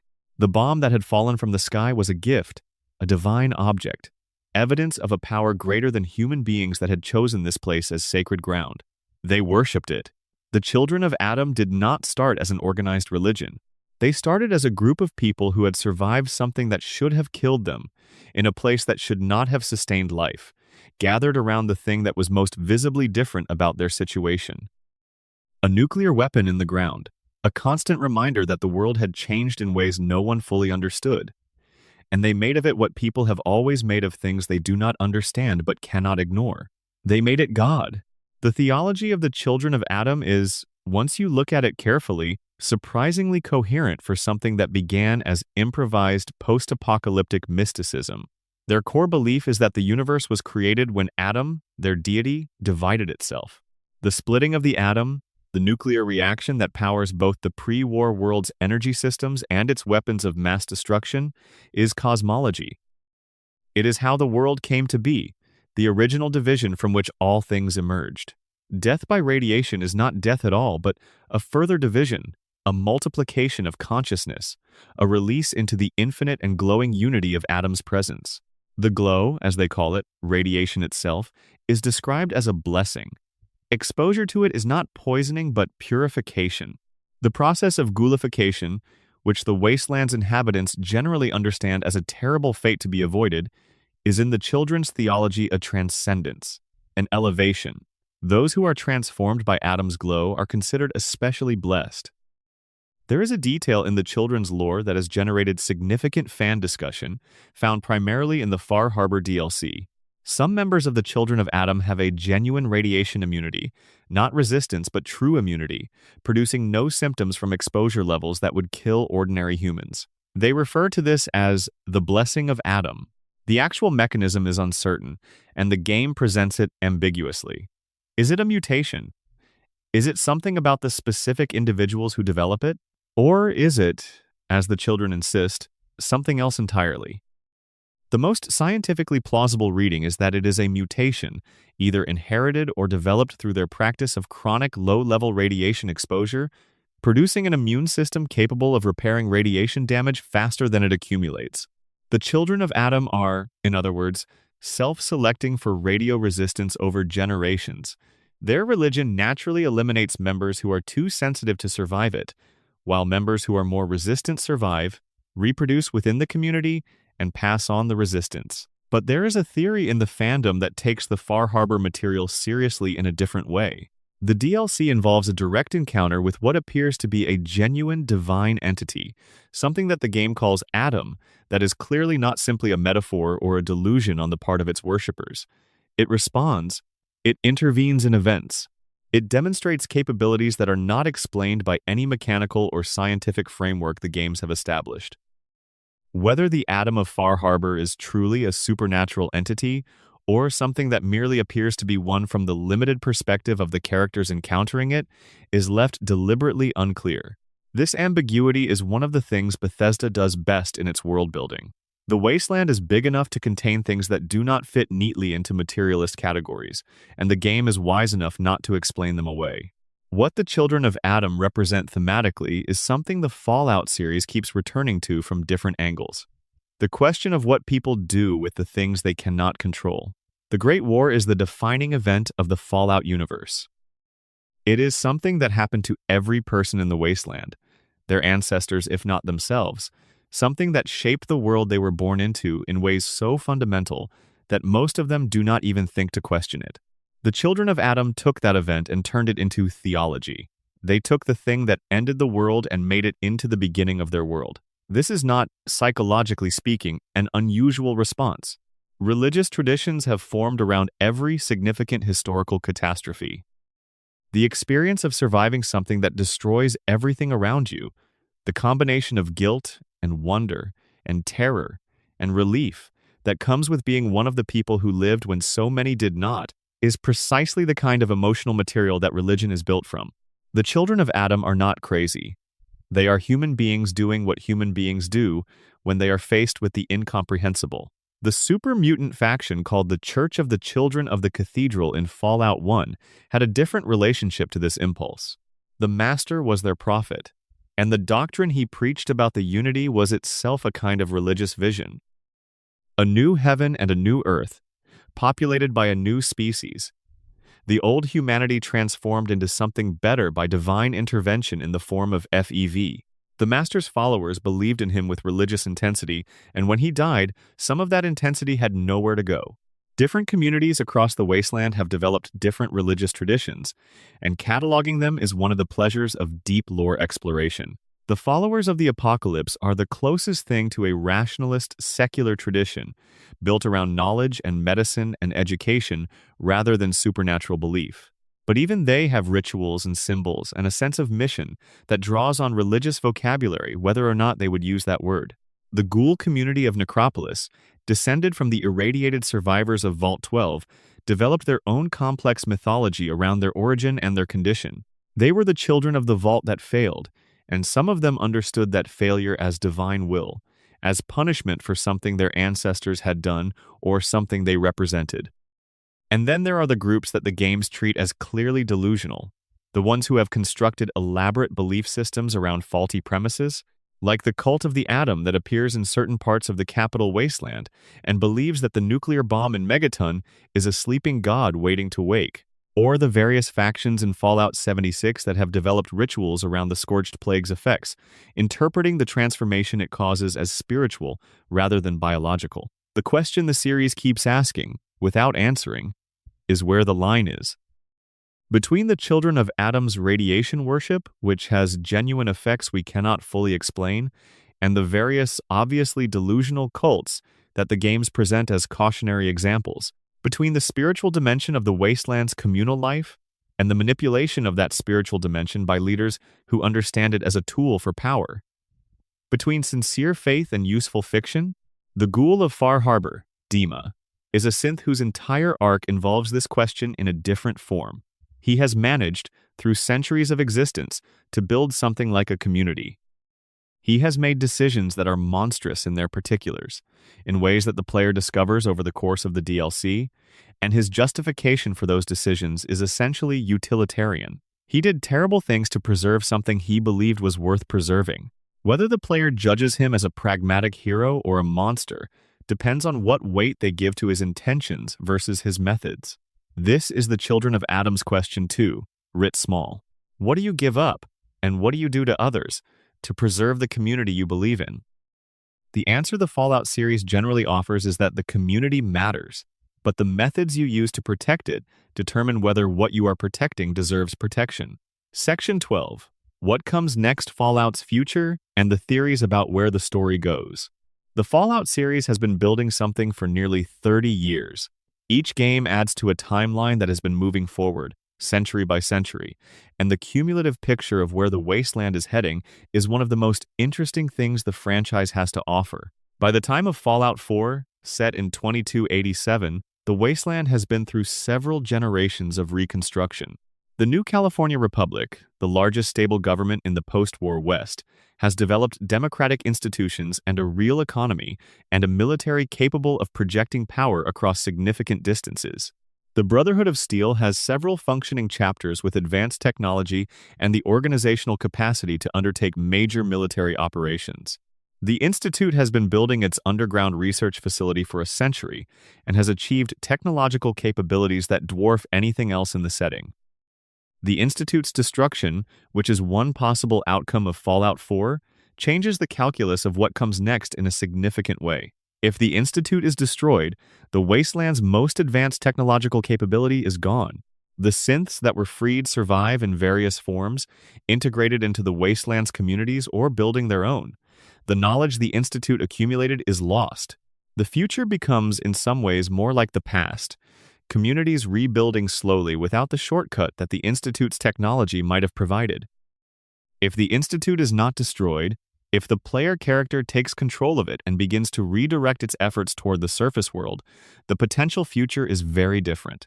An organization with the Institute's scientific capability turned toward problems that actually matter to the Wasteland's inhabitants, healing and food and infrastructure and education, could compress the timeline for rebuilding civilization by decades if not centuries. The New California Republic's trajectory is one of the great ongoing stories in the series. By the time of Fallout New Vegas, set in 2281, the NCR is at a crisis point. It has expanded fast, faster than its institutions can sustain. The democratically elected government is increasingly controlled by corporate interests. The military is stretched thin across an enormous territory. The people at the edges of that territory, in the Mojave, feel abandoned by a government that seems to care more about Brahmin barons and political donors than about ordinary citizens. This is not an accident.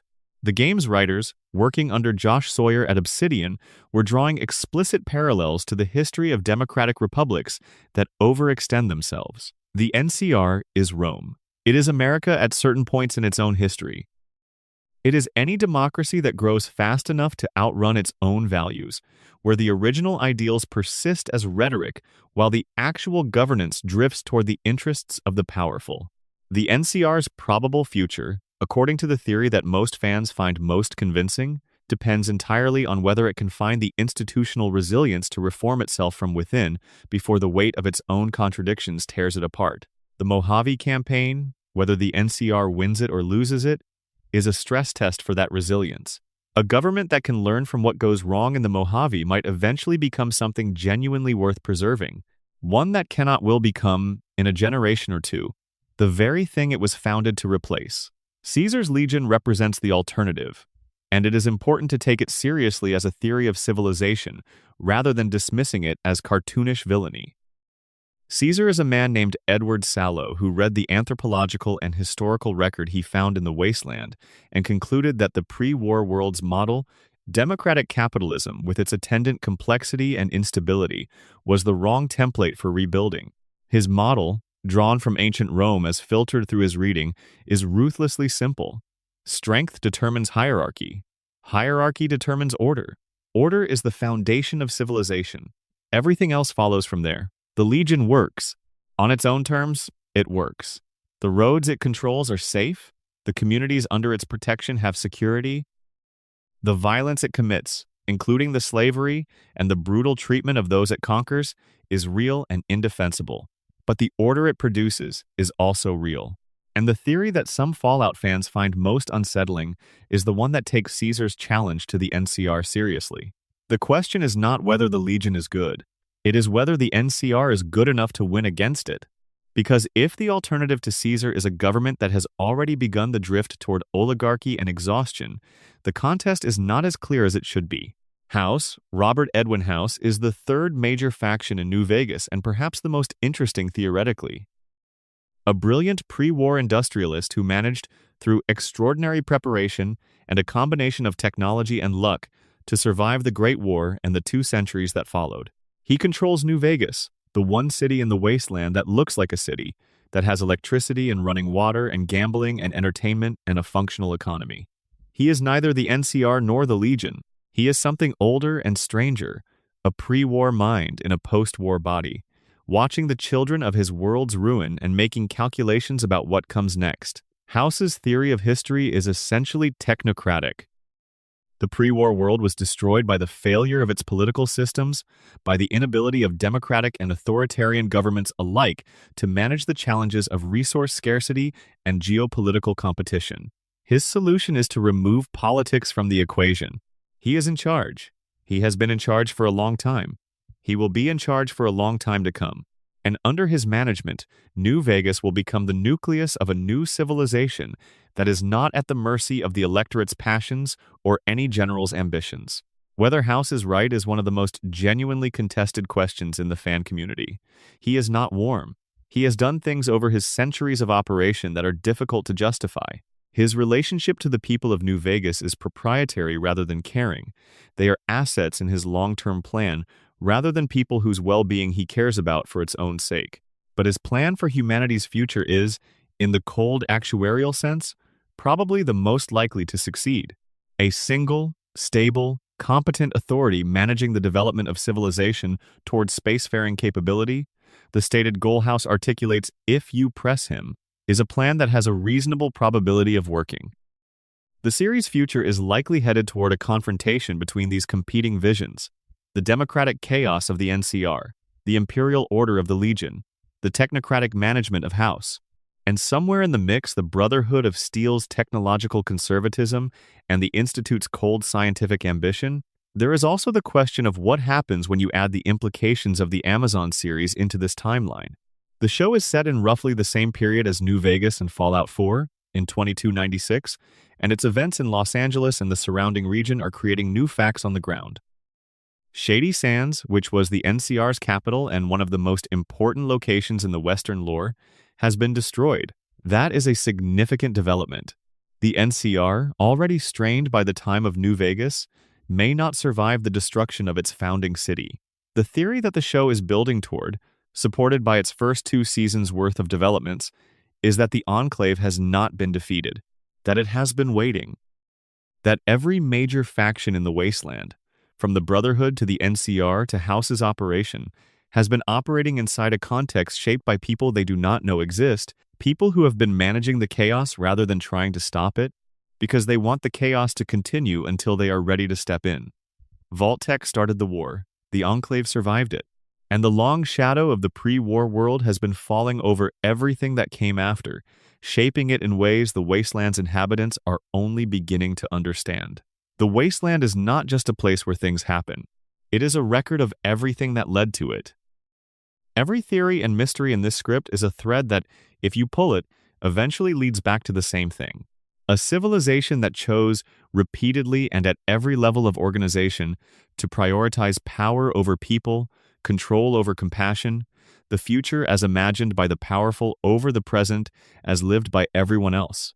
And the 200 years of the wasteland is the consequence of that choice, lived out in real time by the people who had no say in the decision. The bomb in the center of Megaton, the one the children of Adam worship, the one that people built a whole town around, is the perfect symbol for all of it, the thing that ended everything, the thing that people cannot stop gathering around, the thing that has been there so long that it has become, for some people, the center of their universe. The Fallout universe has been telling one story for 30 years, about what we build, about what we destroy, about what survives, and about what we choose to do in a world that has already been broken once and is deciding, generation by generation, whether to break itself again.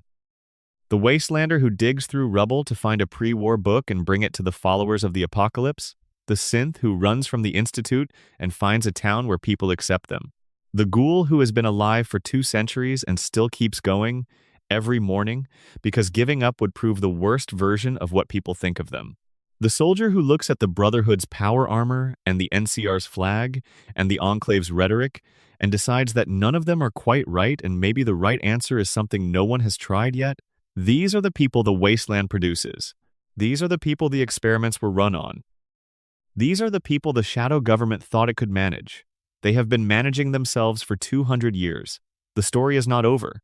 And that, very slowly, is where we will end tonight. 200 theories and mysteries across 12 deep dives into a universe that rewards exactly this kind of sustained attention.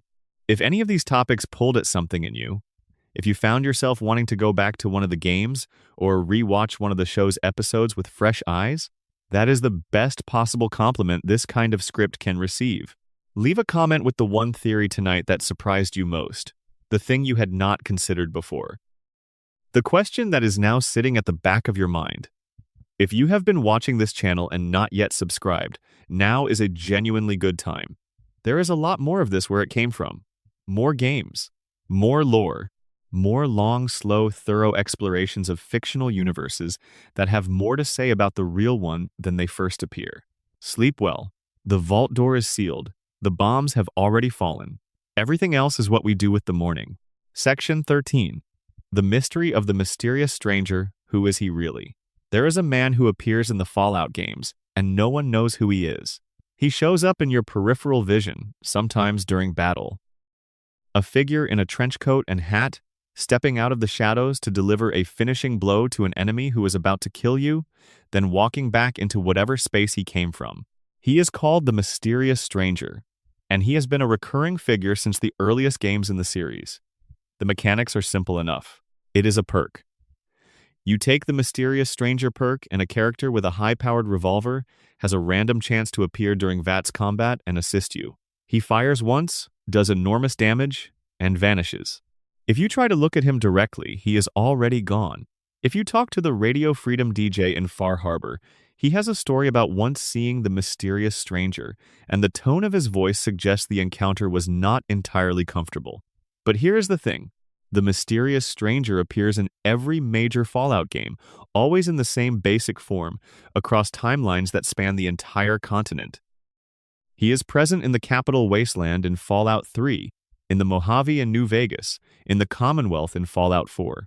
He is always the same figure, a man in period-appropriate noir clothing, with a hat and a coat and a large revolver. The timeline problem is significant.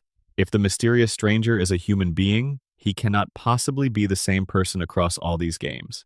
Fallout 3 is set in 2277, New Vegas in 2281, Fallout 4 inches 2287.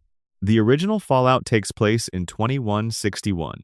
If the same entity has been appearing across all of these games, doing this same thing, he is either immortal, a ghoul, a synth, or something else entirely. The ghoul theory is probably the most mechanically satisfying. The Mysterious Stranger is a pre-war ghoul, someone with an obsessive dedication to intervening in conflicts in specific ways, someone who has spent centuries developing a mythology around their interventions. This would explain the period clothing. It would explain the impossibly accurate revolver. It would explain why he never speaks, or at least never lets himself be caught speaking. A pre-war human, 200 years old, who had accumulated enough experience with the wasteland that they could appear anywhere, track anyone who needed help, and vanish before being identified. The synth theory is more interesting but less supported. A synth programmed by the Institute for an inscrutable purpose, deployed into the wasteland to make targeted interventions in conflicts involving specific people. If the protagonists of the various games are specially significant in ways we have already discussed, a synth designed to protect them would explain the cross-timeline appearances. But why would the Institute do this? What would be the strategic purpose of keeping these specific people alive? The most beloved theory in the fandom, the one that has the most emotional resonance even if it has the least mechanical support, is that the mysterious stranger is not a physical entity at all, that he is a kind of persistent mythological figure, almost like a guardian spirit of the wasteland, generated by the collective need of people in desperate circumstances to believe that someone is watching out for them. This is the most metaphysical reading, and the Fallout universe is not always friendly to metaphysical readings, but it sits alongside the children of Adam and the entity in Far Harbor as evidence that the series is comfortable leaving certain things genuinely unexplained. Whatever he is, the mysterious stranger never misses. The revolver always connects when he fires it. He does not appear every time you use the perk, but when he does, the outcome is certain. There is something almost comforting in that. In a world where almost nothing is reliable, where the best planned approaches can go catastrophically wrong, where the most powerful factions routinely destroy each other and themselves. The man in the hat and coat shows up, fires once, and leaves. He always helps. He never asks for anything. He never stays. There is a note you can find in Fallout 4, in an unusual location, that appears to be from the mysterious stranger. It is cryptic. It does not explain who he is or what he wants, but it confirms at the very least that he has a self-conception, that he thinks of himself in terms of what he does, which is help people who need it and then disappear. Whether this is a character, an institution, a bloodline, or something the Fallout universe has not given us the vocabulary to describe, no one currently knows. Section 14. Project Purity was James right. There is a moment in Fallout 3 that the game presents as unambiguously heroic. James, the player's father, sacrifices himself to prevent Colonel Autumn from corrupting Project Purity, a massive water purification facility built in the Jefferson Memorial that could clean the entire Potomac River and supply fresh, clean water to the capital wasteland's entire population. He releases the steam, he dies in the chamber, and his action prevents the Enclave from contaminating the water supply with a modified FEV that would have killed every mutated person in the region. This is meant to be a moment of pure heroism, and it is. But the more you examine the context around it, the more questions it raises. Project Purity was James's life's work.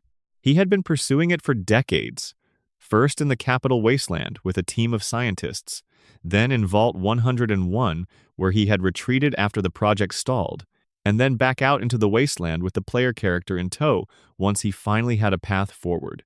The project was his obsession, and that obsession had a cost that the game is fairly honest about if you pay attention. James left his infant child in Vault 101.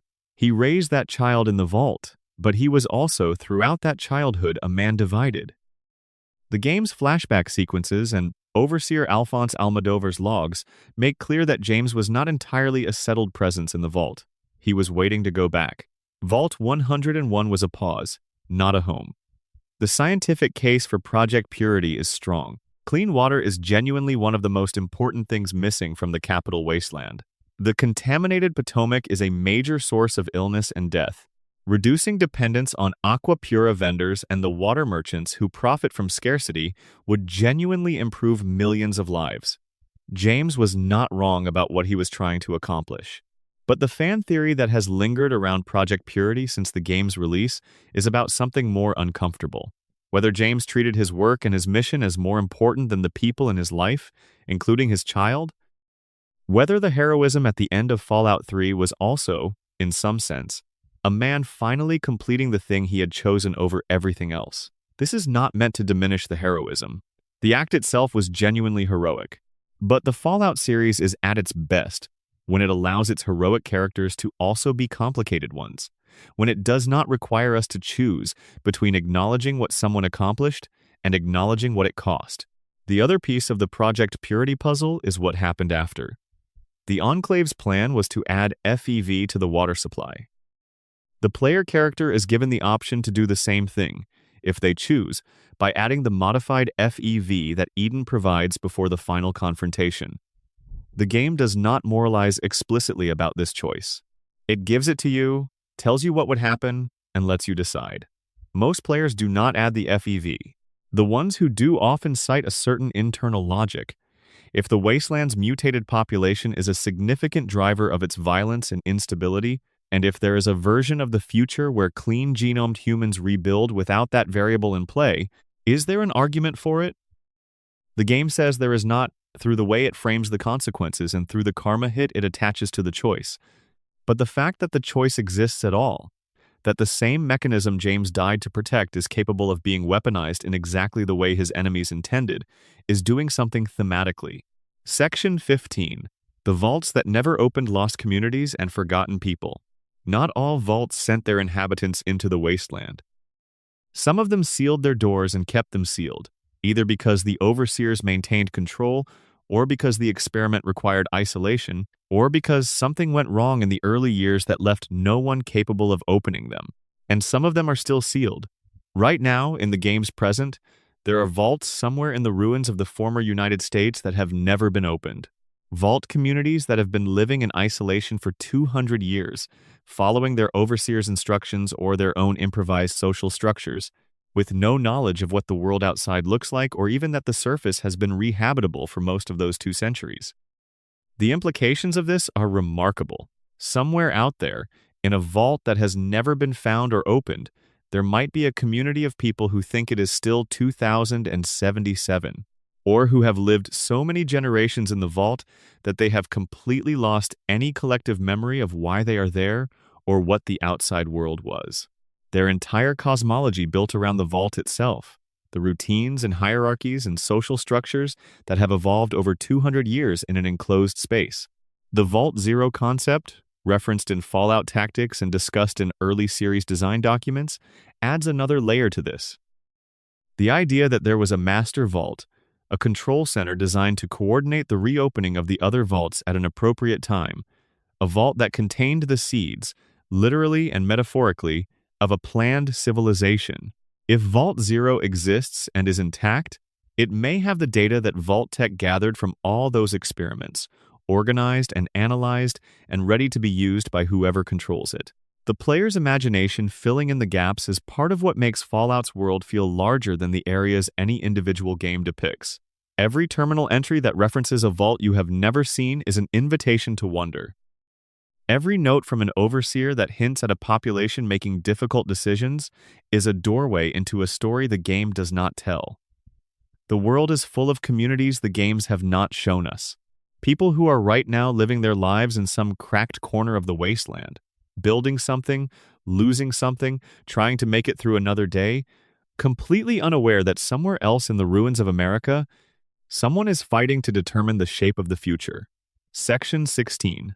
The Legend of Hank McClane, and What the Enclave Really Wanted.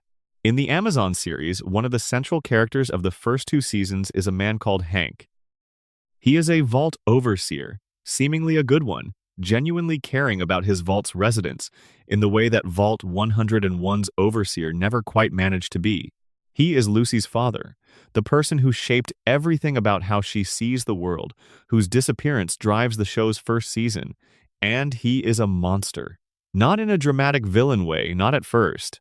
The reveal of what Hank has done and what he has been part of is carefully managed across the show's first season, and by the end of it, the audience has had to do real emotional work to update their picture of him. He is a man who genuinely loves his daughter in some sense, while also having made choices that represent everything that is wrong with the world that destroyed itself in 2077. The theory that has grown up around Hank and his role in the Enclave, drawing on what the show has depicted and what the game's lore suggests, is that the vaults were never as isolated from the Enclave as their residents believed, that the overseers of certain specially chosen vaults were embedded Enclave operatives, aware of the larger plan, aware of what was coming when the world ended, and aware that their vaults' populations were being prepared for a specific future purpose. This makes the vault communities not just experiments but instruments. Not just test populations, but resources being grown, like livestock, toward an eventual harvest. The coldness of this, the idea that families who believed they were taking refuge were actually being cultivated, is one of the series' most disturbing undercurrents. Because it means that the people who genuinely tried to live good lives in their vaults, who raised families and built communities and believed in the future they were being promised, did so inside a structure designed by people who saw them as means to an end. Hank believed in that structure, Or he convinced himself he did. And the tragedy of his character, as the show develops it, is that this belief, whatever it began as, has become indistinguishable from who he is. He does not experience himself as a villain. He experiences himself as a man making difficult choices in service of something important. This is the Enclave in miniature. An organization full of people who experience themselves as patriots, as defenders of civilization, as the adults in the room who understand what the wasteland's scrappy survivors do not, and who, in service of that self-conception, do things that are simply indefensible by any standard except the one they have built for themselves. Section 17. The Followers of the Apocalypse and the Road Not Taken. The most underrated faction in the Fallout series is probably the Followers of the Apocalypse. They do not have power armor. They do not have a military. They do not control any significant territory. They are, by any conventional measure of faction strength in the wasteland, completely unimportant. What they have is a clinic that treats anyone who comes to it, including enemies of their clients. What they have is a library, one of the most complete collections of pre-war knowledge in the wasteland, carefully maintained and expanded by dedicated scholars. What they have is a commitment to the idea that medicine and education are public goods, not resources to be allocated by power or exchanged for loyalty. The followers began in the Boneyard, the ruins of Los Angeles, in the years after the Great War. Their founding principle was simple enough. The apocalypse happened because of specific failures of pre-war civilization, and preventing a second apocalypse requires understanding those failures clearly enough to avoid them. Their method is education. Their primary tool is medicine, because access to medical care is one of the most concrete expressions of whether a society treats its members as full humans or as resources to be managed. In Fallout New Vegas, the followers' narrative function is to represent the road not taken in the main faction war. The NCR and the Legion and House are all power structures offering different versions of order and control. The followers are offering something different, the possibility that the question is not who controls the Mojave, but what kind of civilization the Mojave becomes.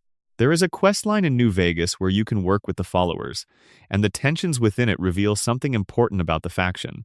They are genuinely principled, but they are not united. There are members who believe the followers should remain strictly neutral, providing services to all sides and never allowing their resources to be used for political or military ends. There are others who believe that neutrality in the face of clear injustice is its own kind of choice, and that the followers' commitment to human dignity sometimes requires them to take sides. This tension is not resolved by the game, because it is a tension that does not resolve neatly in reality either. An organization committed to providing medical care to all parties in a conflict is doing something genuinely valuable. It is also, perhaps, sustaining conflicts that would have ended sooner if one side had been weakened by its lack of medical resources. The followers' long-term vision, to the extent that any of their members can articulate one, is a civilization that does not need to be managed by a single powerful entity because its members have been given the tools to manage themselves. Education, medicine, knowledge. The ability to make informed decisions and solve problems without depending on a brotherhood or an NCR or a house to solve them for you. This is a utopian vision in a world that has been unkind to utopian visions, but it is also the only vision in the series that is pointed in a direction that does not eventually lead back to the same concentrated power structures that ended the pre-war world. Section 18. The Ghoul Question. What do 200 years do to a person? Raul Tejada, a ghoul you can meet and recruit in Fallout New Vegas, is one of the most memorable companions in the series. He is a mechanic, former gunfighter, survivor of the bombing of Mexico City in the Great War. He watched the bombs fall. He was there when the world ended. He has been alive for over 200 years, and by the time you meet him in the Mojave, he is running a small repair shop near Black Mountain, doing routine maintenance work for anyone who comes by. He has given up. That is the emotional core of his companion questline. Not given up on living, he keeps going, every day, but given up on the idea that what he does matters. He was a gunfighter once. He protected people. He made a difference in specific places at specific times. And then the people he protected died, and the places he protected got worse, and after 200 years of this cycle, he has concluded that the individual person's effort makes no dent in the larger trajectory of the wasteland. His arc if you complete his companion questline, involves him either recommitting to that effort or definitively abandoning it. The game does not tell you which choice is right. Both have arguments behind them. And the choice you make reflects something about what you, as a player, believe about agency and meaning in a world that seems indifferent to individual action. But what makes Raoul philosophically interesting is the deeper question his existence raises. What does it do to a person to live for 200 years? Not to have lived for 200 years and then be finished, but to be alive right now, still going, still accumulating experience and loss, and the slow grinding weight of outliving everyone you ever cared about, repeatedly, across generations? The brain of a ghoul does not regenerate the way the body does. This is a piece of confirmed lore from several sources. A ghoul's body heals almost anything, eventually. The brain deteriorates, slowly. The process that turns ghouls feral is, in the confirmed lore reading, a form of biological neurodegeneration that no amount of regenerative healing can fully counteract. Every ghoul, given enough time, will eventually lose what makes them themselves. The brain simply cannot sustain the coherent self-model of a person over the kind of time frame that ghoul biology makes possible. This means every ghoul is living under a terminal diagnosis. They do not know when it will happen. Some seem to have better prospects than others, better resistance to the degradation, more support structures, more meaningful engagement with the world that keeps the cognitive systems active. Hancock of Diamond City, who became a ghoul voluntarily by taking a radioactive drug cocktail, is only a few decades old as a ghoul and seems in good shape. Desmond Lockhart, the pre-war ghoul from the Point Lookout DLC, has been alive since before the Great War and seems relatively intact but deeply, deeply strange. The ghoul of the Amazon series, Cooper Howard, is one of the most honest and sustained portrayals of what 200 years of ghoul existence might do to a person. He is coherent. He is capable. He is, in certain moments, genuinely funny in the dry way of someone who has stopped pretending that anything is particularly serious. And underneath that, there is something that used to be human emotion, converted by 200 years of extreme experience into something that functions more like principles. He does what he does. He helps when he helps. He survives. The person he was before the war, the family man and actor and idealist, is still in there somewhere, accessible in flashbacks but buried under everything that has happened since. The feral ghoul question connects to something the series raises, and then mostly leaves alone. What is feral consciousness like? When a ghoul goes feral, when the neurodegeneration crosses a threshold and they lose rational thought, what remains? Are they in there somewhere, aware of what has happened to them? Or is the person genuinely gone, replaced by something that is only biologically continuous with what was there before? Some entries in the game suggest the former, that feral ghouls retain fragments of their previous selves, specific behaviors, specific routes they walk, specific objects they return to. A feral ghoul in Diamond City's sewers follows a path that, if you trace it, appears to be a commute route the person walked every day before the war. The conscious self is gone, but the procedural memory is intact, and the body keeps following patterns laid down decades before the transformation. There is something heartbreaking in that. If the theory is right, the feral ghoul shambling through the ruins of a pre-war neighborhood, attacking anything it encounters, was once a person who lived in that neighborhood, worked, came home, had dinner, watched television. The person they were is completely inaccessible now, but the body remembers. Section 19. The Fate of China. What happened to the other side? The Fallout series is set in the ruins of the United States. Everything we know about the Great War and its aftermath is filtered through American sources, American survivors, American factions competing over American territory. The rest of the world outside the continental US, is a massive blank in the series lore. China is the primary antagonist of the pre-war period. The Sino-American War, the Battle of Anchorage, the nuclear exchange of 2077, the Chinese submarines in Boston Harbor. China's presence is everywhere in the backstory of Fallout, and yet we have almost no information about what happened to China after the bombs fell. The theory that has been building in the fandom for years, carefully assembled from scattered references and logical inference, is that China is gone. Not its territory, which still exists and still has plants and animals, and presumably some surviving humans. But China as a political and cultural entity, as a civilization with continuity, may have been destroyed more completely than the United States. Here is why. The United States, despite the destruction it suffered, had several things that helped some version of it survive. The Enclave, with its hidden bases and its contingency plans. The Vaults, which preserved tens of thousands of people. The Brotherhood of Steel, the scattered communities that formed in regions where the fallout was survivable.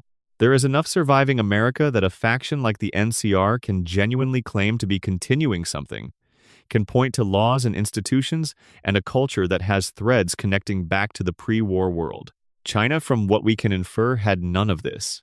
There is no evidence in the series lore of Chinese vault equivalents, no evidence of a Chinese continuity of government structure that survived, no evidence of Chinese communities in the wasteland reaching back to a pre-war origin. The Chinese submarine Yangtze sits in Boston Harbor with one surviving crew member who has been alone for 2 centuries and has no contact with anything Chinese. If there were other Chinese survivors, they have made no impression on the wasteland lore that any game has depicted. This suggests that China was hit harder than America, or that its survival infrastructure was less developed, or both. A country that had already been economically drained by the resource wars, whose military resources had been depleted by the decades of conflict with the US, may have had less margin for error when the bombs fell. If China as a civilization is genuinely gone, the implications for the wasteland are significant. The great ideological conflict of the pre-war world, the one that so many of the period's propaganda materials dramatize, was resolved in the worst possible way. Not by one side winning, but by both sides losing, with the side that lost more completely simply vanishing from history while the other limped forward in its ruined bunkers. There is something in the Fallout universe that feels like an appropriate consequence for this. The Enclave, which positioned itself as the continuation of the American state, is fighting to restore American supremacy. But there is no China to be supreme over. The great enemy is gone. What is left is Americans fighting each other in the ruins of America over ideologies and resources and power structures that only make sense in reference to a world that no longer exists. Section 20. New Vegas and the Gamble on Human Nature. The ending of Fallout New Vegas is an argument about human nature, and it is one that the series has been making in various forms since the beginning. The 4 main endings all represent different answers to the same question. Given the opportunity to shape the future of a significant region of the post-war world, what should you build? The NCR, with its democratic institutions, and its manifest destiny and its corruption, and its genuine aspirations. Caesar's Legion, with its brutal order and its ruthless efficiency, and its contempt for the people it subjugates, and its genuine stability. House, with his technocratic vision, and his centuries of planning, and his total self-confidence, and his cold indifference to human cost. Or the Independent Path, which requires you to eliminate both the NCR and the Legion and House and stand on your own, with the Mojave's fate in your hands alone. Each of these is a theory about what humanity needs in order to survive. The NCR says it needs democracy and rule of law, even when those things are imperfect and slow and vulnerable to corruption. Caesar says it needs hierarchy and discipline, that the messiness of democratic societies is a fatal weakness in a world where the wrong decision gets everyone killed. House says it needs management by someone who knows what they are doing and has the will to follow through. The Independent ending says it needs freedom, whatever the risks, because people who are managed toward a future are not really people in the sense that matters. What makes New Vegas genuinely great is that the game does not tell you which of these is right. It offers evidence for all 4 positions. The NCR has real achievements and real problems. The Legion is horrible in ways the game does not flinch from, and it also provides genuine security on the roads it controls. House's New Vegas is clean and functional, and the people who live and work there are doing so in conditions that, while not free, are significantly more comfortable than most of the wasteland offers. The Independent ending is the most romantically satisfying and the least practically worked out. The theory that the New Vegas creative team was building toward, or at least the theory that most convincingly accounts for all the game's evidence, is that none of these endings is the right one in isolation. That each of them represents a true insight about what human societies need, and that the tragedy of the wasteland is that the factions have arranged themselves in opposition to each other rather than in conversation. A post-war civilization that combined the NCR's democratic institutions with House's technological competence and Caesar's ability to project security and the independent spirit of the Mojave's frontier people would be genuinely formidable. The game will not give you this ending because it does not exist. The choices you face are real trade-offs, genuine losses regardless of what you choose. And in that refusal to offer a clean resolution, in that insistence that the future costs something no matter what direction you go, Fallout New Vegas is doing something honest about the nature of political choices that most fiction is too comfortable to attempt. Section 21. The problem of memories, holotapes, and the dead who keep talking. The Fallout universe is full of ghosts. Not supernatural ones, though those might exist too, but the mundane kind.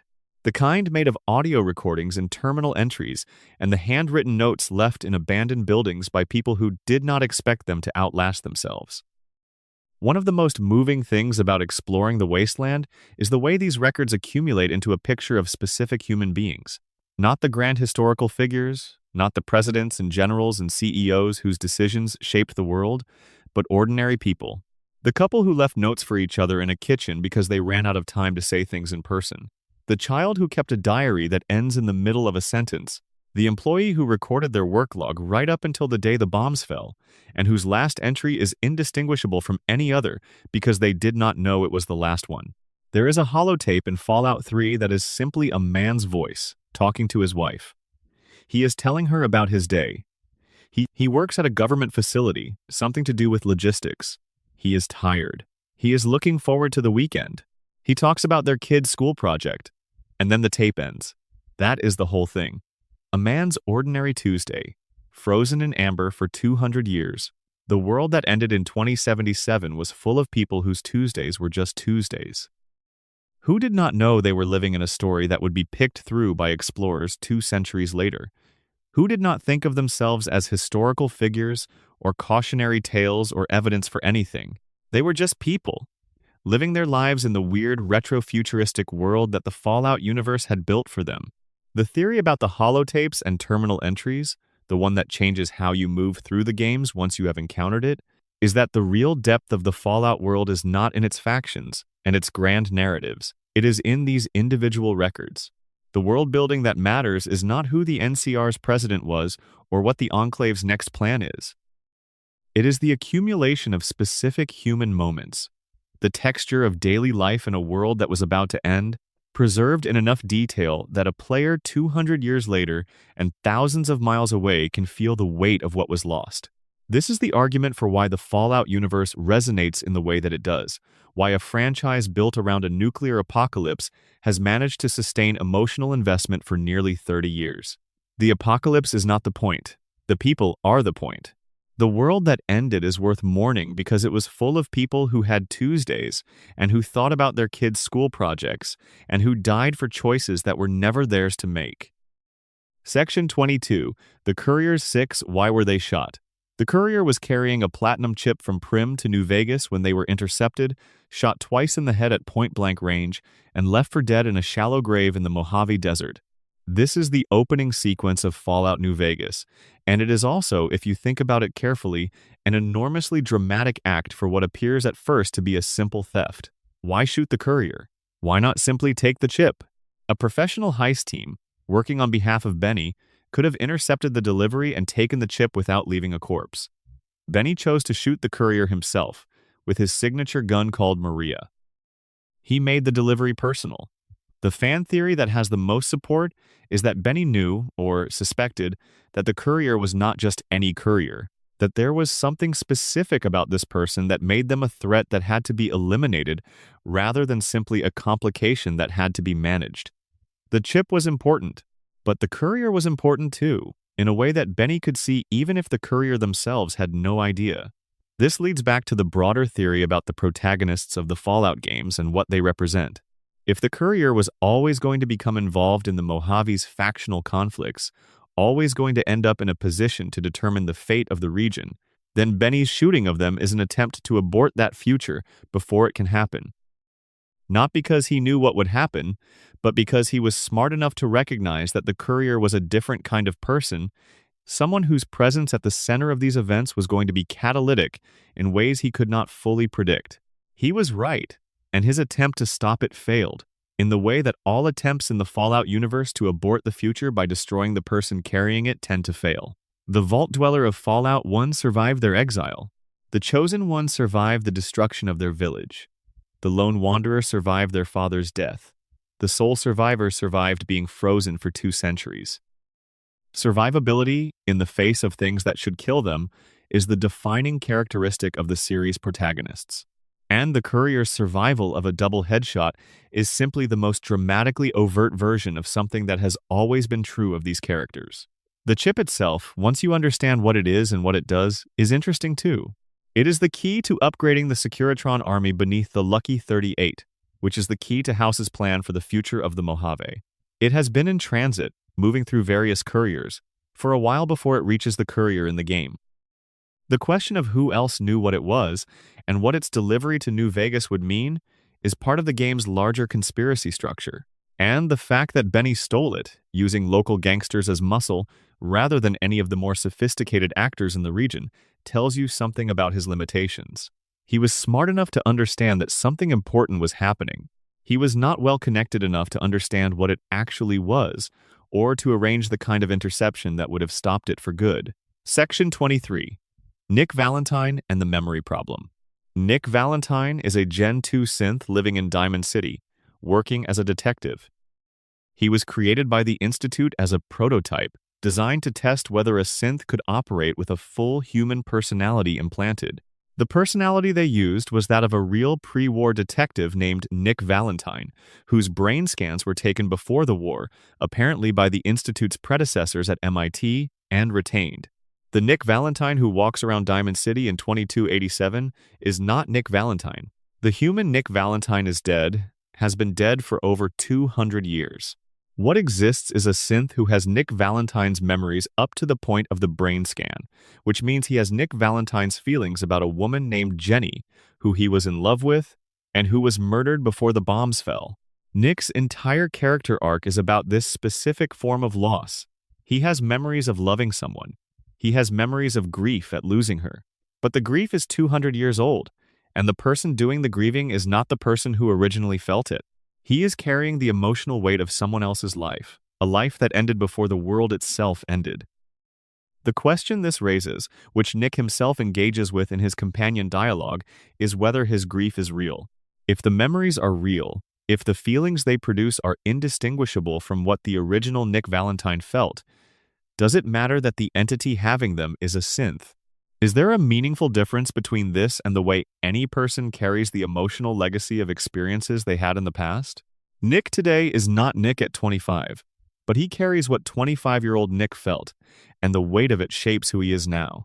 Nick's answer to this question, arrived at over the course of his companion questline, is essentially pragmatic. He cannot resolve the philosophical question of whether he is a person or a very convincing simulation of one. What he can do is act like a person, help people, build a community, be trustworthy in the ways that matter. And maybe, in acting like a person consistently enough, the question of whether he really is one becomes less important than the daily practice of what he has decided to be. This is, in a way, the series' answer to the synth consciousness question more broadly. The Institute says the question is settled. Synths are tools. The Railroad says the question is irrelevant. If something looks like suffering and sounds like suffering and results in the same behaviors as suffering, you do not need a philosophical proof to treat it with compassion. Nick Valentine models a third path, deciding who you are through what you do, and trusting that the doing is what matters regardless of the metaphysics underneath it. Section 24. The Capital Wasteland's unique horror Galaxy News Radio and the Limits of Hope. Three Dog, the disc jockey of Galaxy News Radio in Fallout 3, is one of the series' most iconic characters. He broadcasts across the Capital Wasteland from the old GNR building, spinning pre-war music and delivering news reports about what the Lone Wanderer is doing and why it matters. He is optimistic in a setting that does not reward optimism, passionate in a world that has plenty of reasons for despair. And there is a theory about Three Dog that the community has discussed, one that is more melancholy than it first appears. The theory is that Three Dog is not just fighting the good fight.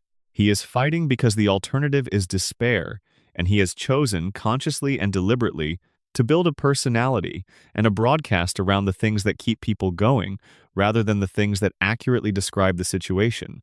This is not cynicism about Three Dog. It is actually the most sympathetic reading. The capital wasteland of Fallout 3 is genuinely terrible. The super mutants are everywhere. The Enclave controls most of the region's significant resources. The Brotherhood is fighting on multiple fronts and losing. The communities of ordinary people are barely surviving. Three Dog knows all of this. He reports on it.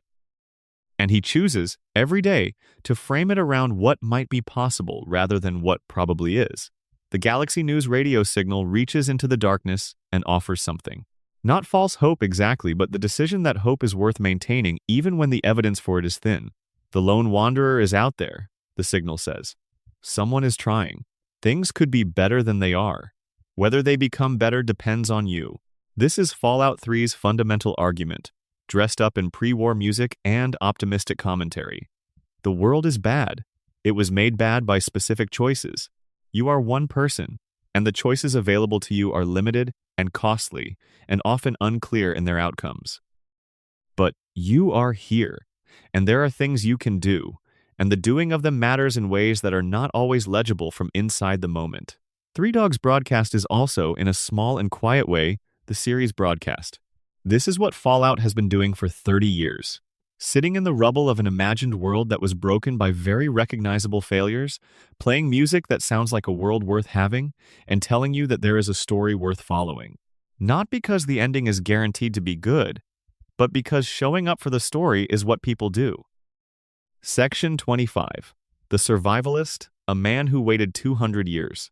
In the Honest Hearts DLC for Fallout New Vegas, one of the most quietly devastating pieces of lore in the series, you find a man's story told entirely through journals and notes left in the wilderness of Zion Canyon.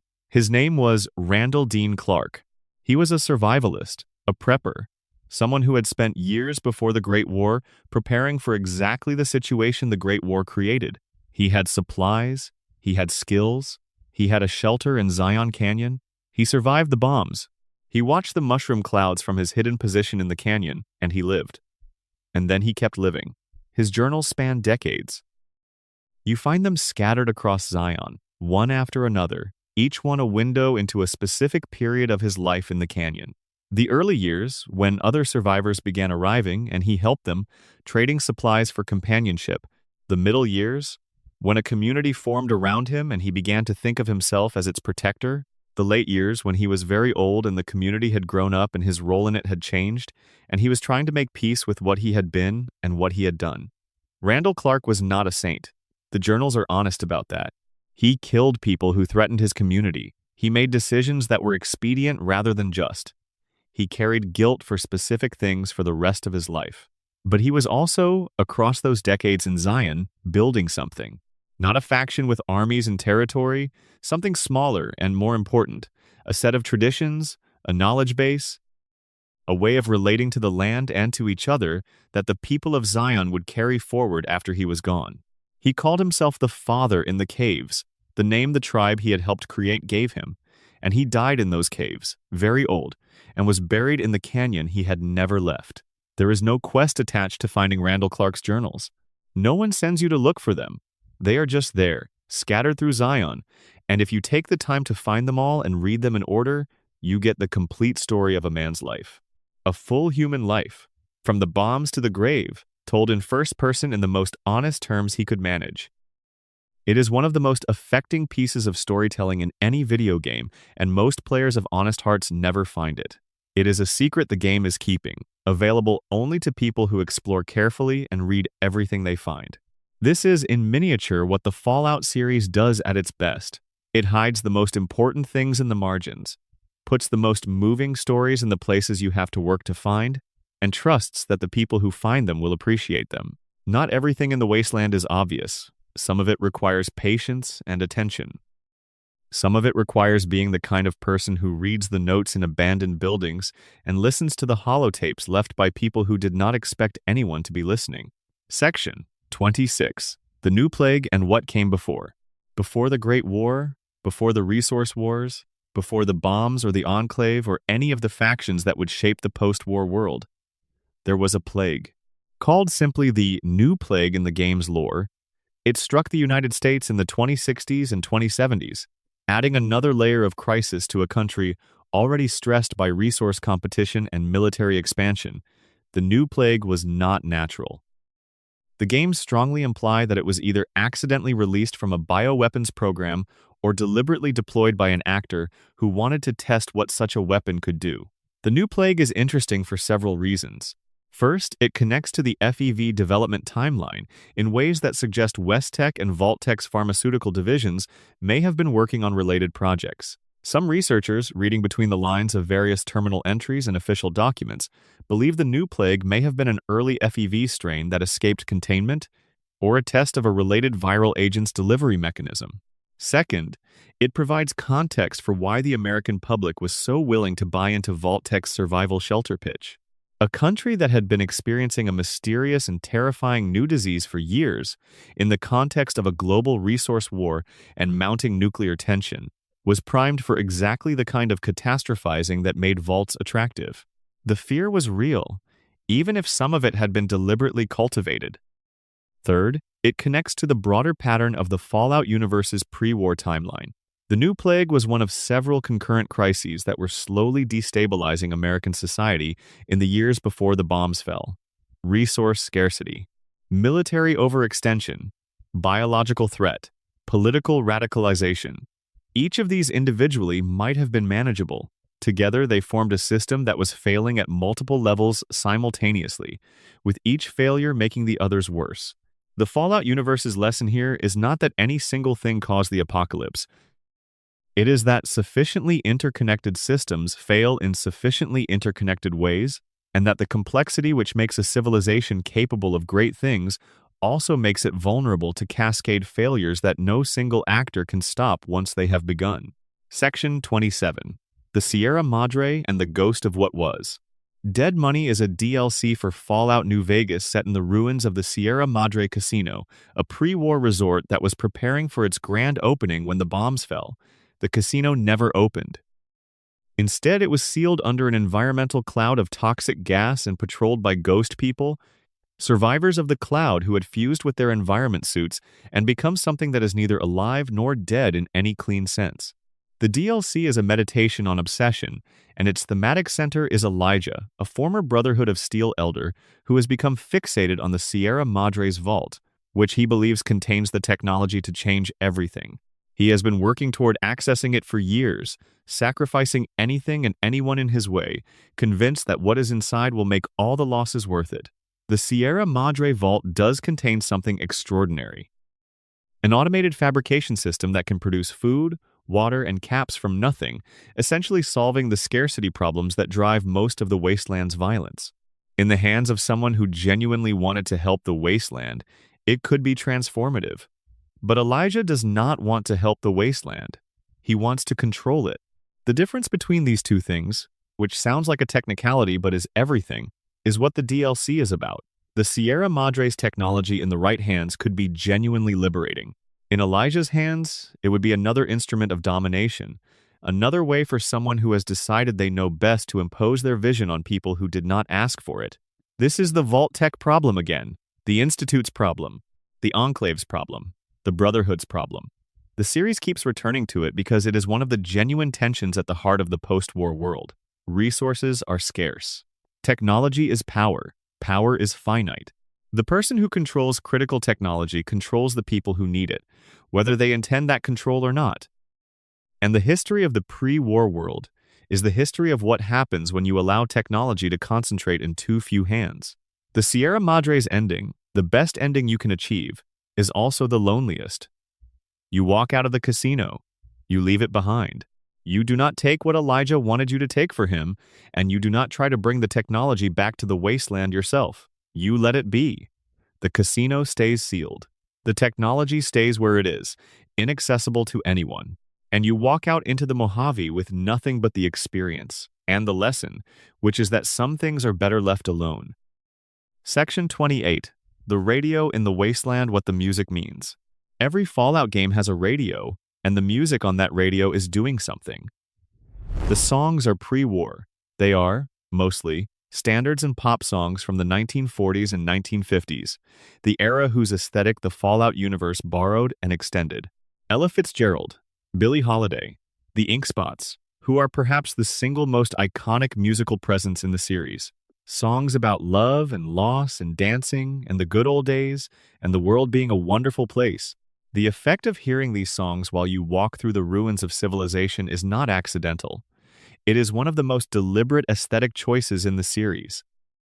The music is from a world that does not exist anymore, being broadcast through radio towers and repeaters and whatever infrastructure the various DJs have managed to maintain, reaching through the silence of the wasteland to tell the people in it that something existed before this. The Ink Spots' "I Don't Want to Set the World on Fire" is possibly the most discussed song in Fallout lore, given its title's obvious resonance with a world that someone did in fact set on fire. But the resonance works the other way too. "I only want to set a flame in your heart." A song about intimate love, about wanting only one specific small and personal thing, playing in a world where large impersonal forces destroyed everything. The contrast is the point. There is a theory that the choice of music for each Fallout title is not random but thematic, that the songs on each game's radio stations have been selected to comment on the specific themes of that game. Fallout 3's radio, operated by Three Dog, leans towards songs about the search for something, about persistence and wandering.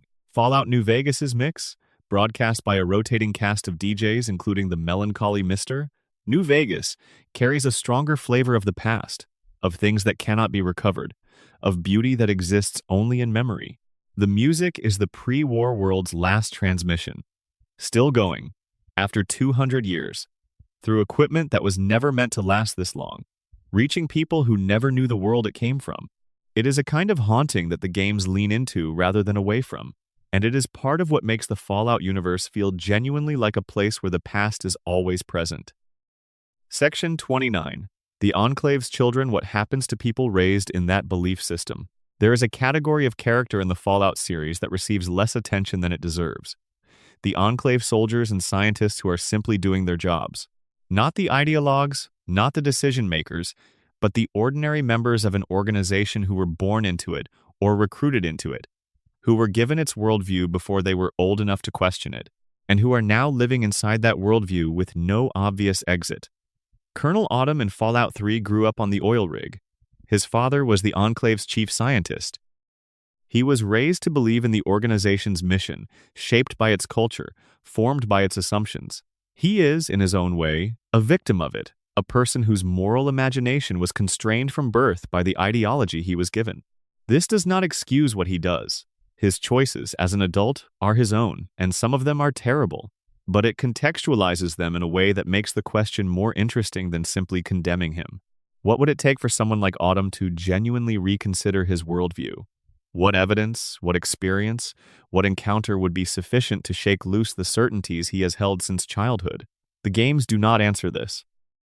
They do not give Autumn or his counterparts in other games the kind of redemptive arc that might make the question feel resolved. And that refusal is itself a statement. Ideology that runs this deep, formed this early, reinforced by an entire community over a lifetime, does not yield easily to evidence or compassion. The people who hold it are not simply waiting for the right argument. They have built their identities around the belief, and asking them to abandon it is asking them to become different people. This is the most politically honest thing the Fallout series does. It does not offer the comforting idea that the bad guys are just misguided and could be brought around with enough dialogue. Some people are shaped by institutions in ways that make them genuinely resistant to the alternatives. And the question of what to do about that, in a world that cannot afford to simply wait for everyone to come around, is the genuine difficulty the Wasteland's better factions are trying to navigate. Section 30. The question of children in the Wasteland. One of the most striking things about the Fallout Wasteland, if you pay attention to the demographics, is how many children there are. Given the conditions, the violence, the radiation, the scarcity of food and clean water, the fact that a significant proportion of the Wasteland's population is children is either a testament to extraordinary human resilience or evidence that the games are presenting an unrealistically optimistic picture. The children of the Wasteland are, in almost every case, doing something that the adults around them find unremarkable, growing up in those conditions, learning to navigate them, building the internal frameworks that will let them be the adults of the next generation. Most of the game's children characters are not presented as tragic figures, though their situations often are. They are presented as people making the best of where they are, with the resources they have, in the way that people always do. Dogmeat, the loyal canine companion who appears in multiple Fallout games, is often found in the vicinity of children, protecting them, in some cases. There is a reading of Dogmeat's repeated appearances across the series that connects to the larger theory about the wasteland producing what it needs. Dogmeat is not an ordinary dog. The Dogmeat of Fallout 4 specifically, whose presence in Sanctuary Hills connects to the pre-war life of the player character, carries a symbolic weight that the game does not fully explain. But the most important theory about the wasteland's children is the one about what they will build. The world of 2287 is, from one perspective, a world slowly healing.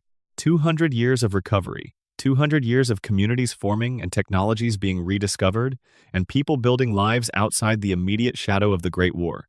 The children of Fallout 4 are not children of the Great War. They are children of the wasteland, 3 or 4 or 5 generations removed from the event that created it. Their relationship to the pre-war world is mythological, not historical. It is something their grandparents' grandparents survived, not something they remember.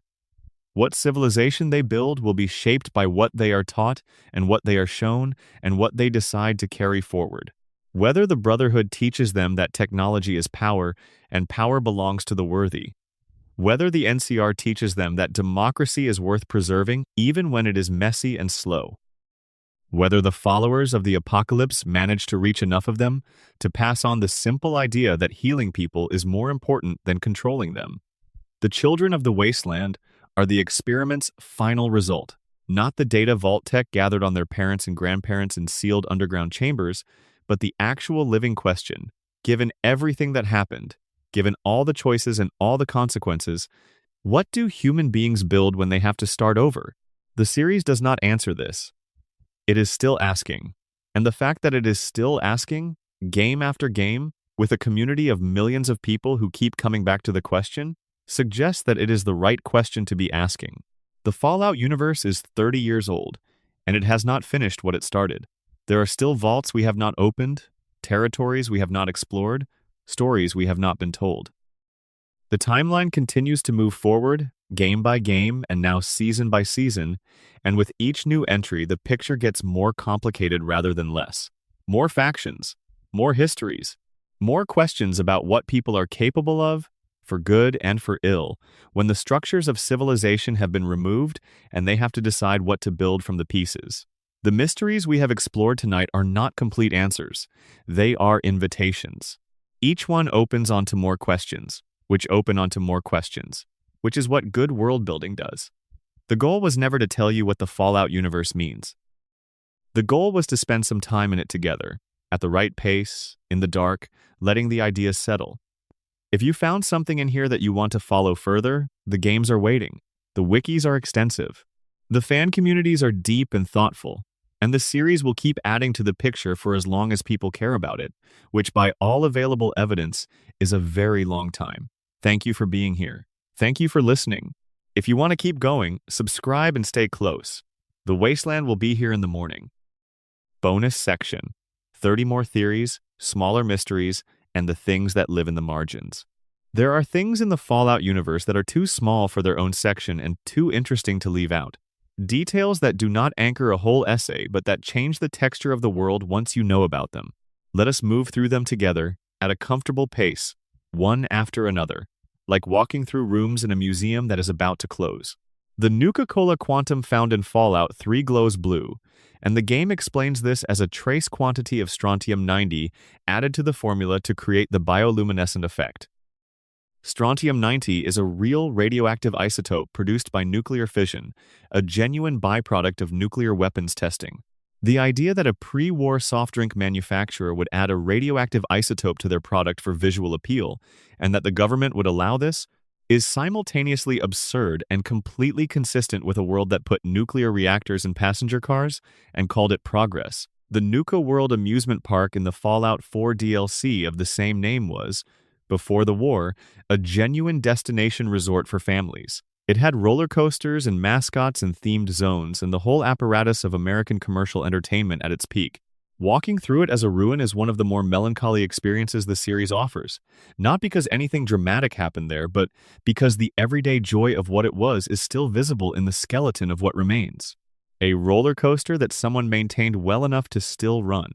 A gift shop where the Nuka-Cola merchandise has been sitting on the shelves since October of 2077. The Mechanist, a figure from Fallout 4 and its DLC, is a character whose origin story is a quiet tragedy. A woman named Isabel Cruz who used robots to protect the people of the wasteland from violence, and whose well-intentioned programming created a fleet of robots that began killing people it identified as threats. She spent years living inside a persona she had created for herself, a heroic identity that was protecting her from the reality of what she had accidentally done. Her questline is about the gap between good intentions and real consequences, and it is handled with more compassion than most such stories manage. The mysterious unmarked locations in Fallout 3 and New Vegas, the places that appear on the map when you get close enough but that have no name and no associated quest, are where some of the most interesting environmental storytelling lives. Two skeletons arranged in the shape of a heart, surrounded by empty wine bottles. A crashed aircraft in an unresearched corner of the map with no explanation. A basement room that has been locked from the outside, with evidence of people having lived there for some time, and no indication of how the story ended.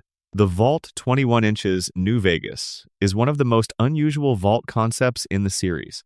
Its experiment was to settle all disputes through gambling. Rather than voting or fighting or any other mechanism for resolving conflict, Vault 21 used gambling games to determine everything from who got what resources to what the rules of the vault would be.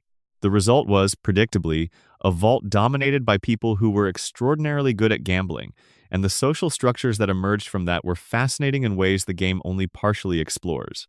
The concept of the GEC, the Garden of Eden creation kit that is central to Fallout 2's plot, is one of the series' most quietly optimistic elements. It is a device designed to terraform barren wasteland into habitable, agricultural land. It contains seeds, soil conditioners, water purifiers, and the knowledge base needed to establish a self-sustaining community from scratch. The fact that Vault-Tec built these and placed them in vaults, alongside all the cruel experiments, suggests either a profound organizational contradiction, where one division of the company was genuinely trying to help while another was conducting psychological torture, or a more cynical reading where the GEC was part of the plan too, a tool for the survivors Vault-Tec intended to sponsor once the experiments were complete. The Sunset Sarsaparilla mystery in New Vegas, which involves collecting a specific number of bottle caps from the beverage to eventually win a legendary prize, turns out to have a dark twist at its end. The prize is real. The bones of everyone who tried to collect it before you are also real. It is one of the game's quieter statements about the dangers of obsession and the things people will sacrifice in pursuit of a promise. Marcus, the super mutant mayor of Broken Hills in Fallout 2 and later a prominent figure in New Vegas, is one of the most articulate characters in the series on the question of what super mutants actually are. He was the first super mutant the Chosen One could meet who was both intelligent and at peace with what he was. Not bitter about the transformation, not longing for a human life he no longer has, but genuinely building something in the world as the kind of being he has become. His philosophical conversations, if you pursue them, are some of the best lore delivery in the older games. The followers of Harold, a human-turned-ghoul-turned-something else who has a tree growing out of his head, represent another of the series' quiet religious formations. Harold is something that should not exist biologically, a person who has been gradually transformed by something related to FEV into a partially plant-based entity. The tree, which he calls Bob, has been growing for decades. By Fallout 3, Harold has been in one place long enough that an entire forest has grown up around him, and the people living in that forest worship him as a deity. He hates this, both the immobility and the worship. His questline, if you do it, is about whether you honor a being's wish to die when they are genuinely suffering, or whether you believe that the life they are living, however it feels to them, is valuable enough to preserve. The cut content of every Fallout game is its own universe of what might have been. Fallout New Vegas had extensive content involving the Legion that was cut due to time, including quest lines that would have made Caesar's inner circle into more three-dimensional characters and made the choice to align with the Legion more genuinely complicated. Fallout 4 had a companion character cut who would have added significant depth to the synth storyline. Every game has these ghosts, not just in the story's characters but in the game's files. Half-formed ideas that were not quite ready in time. The ending slides of every Fallout game, the war never changes, narration bookends, and the individual faction outcomes that play after the final quest are underrated as storytelling. They do something difficult. They tell you what happens after the story you were in the wasteland you spent dozens of hours caring about, in a format you can do nothing about. The game is over. The choices are made. And now you watch what your choices meant in terms of real consequences for real people, for better or worse. The war never changes. Narration is not nihilism. It is a reminder that consequences accumulate, that what people choose matters, and that you were just one of many people making choices in a world that was always bigger than any one of them. The concept of karma in the Fallout games, the mechanical system that tracks whether you are being good or evil, has always been philosophically interesting in its ambiguities. Killing a raider is good karma. Killing a doctor in Diamond City who people depend on is terrible karma. But what about the decisions that genuinely do not have a clean answer?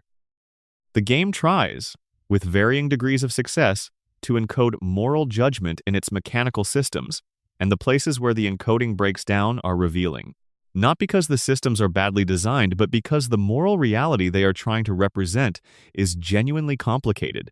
The pre-war Chrysler Motors cars, scattered throughout the wasteland in various states of destruction, were powered by nuclear fusion. The game explains that when they are damaged, they can explode in a small nuclear detonation. This is ridiculous from a physics standpoint, and completely coherent from the series' aesthetic standpoint. In the Fallout universe, nuclear power was made so cheap and so ubiquitous that putting a small nuclear reactor in every automobile seemed reasonable.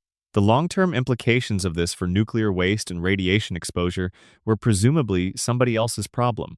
The water merchants who appear in the earliest Fallout games, selling purified water in a wasteland where it is one of the most valuable commodities, are an early version of one of the series' recurring economic observations.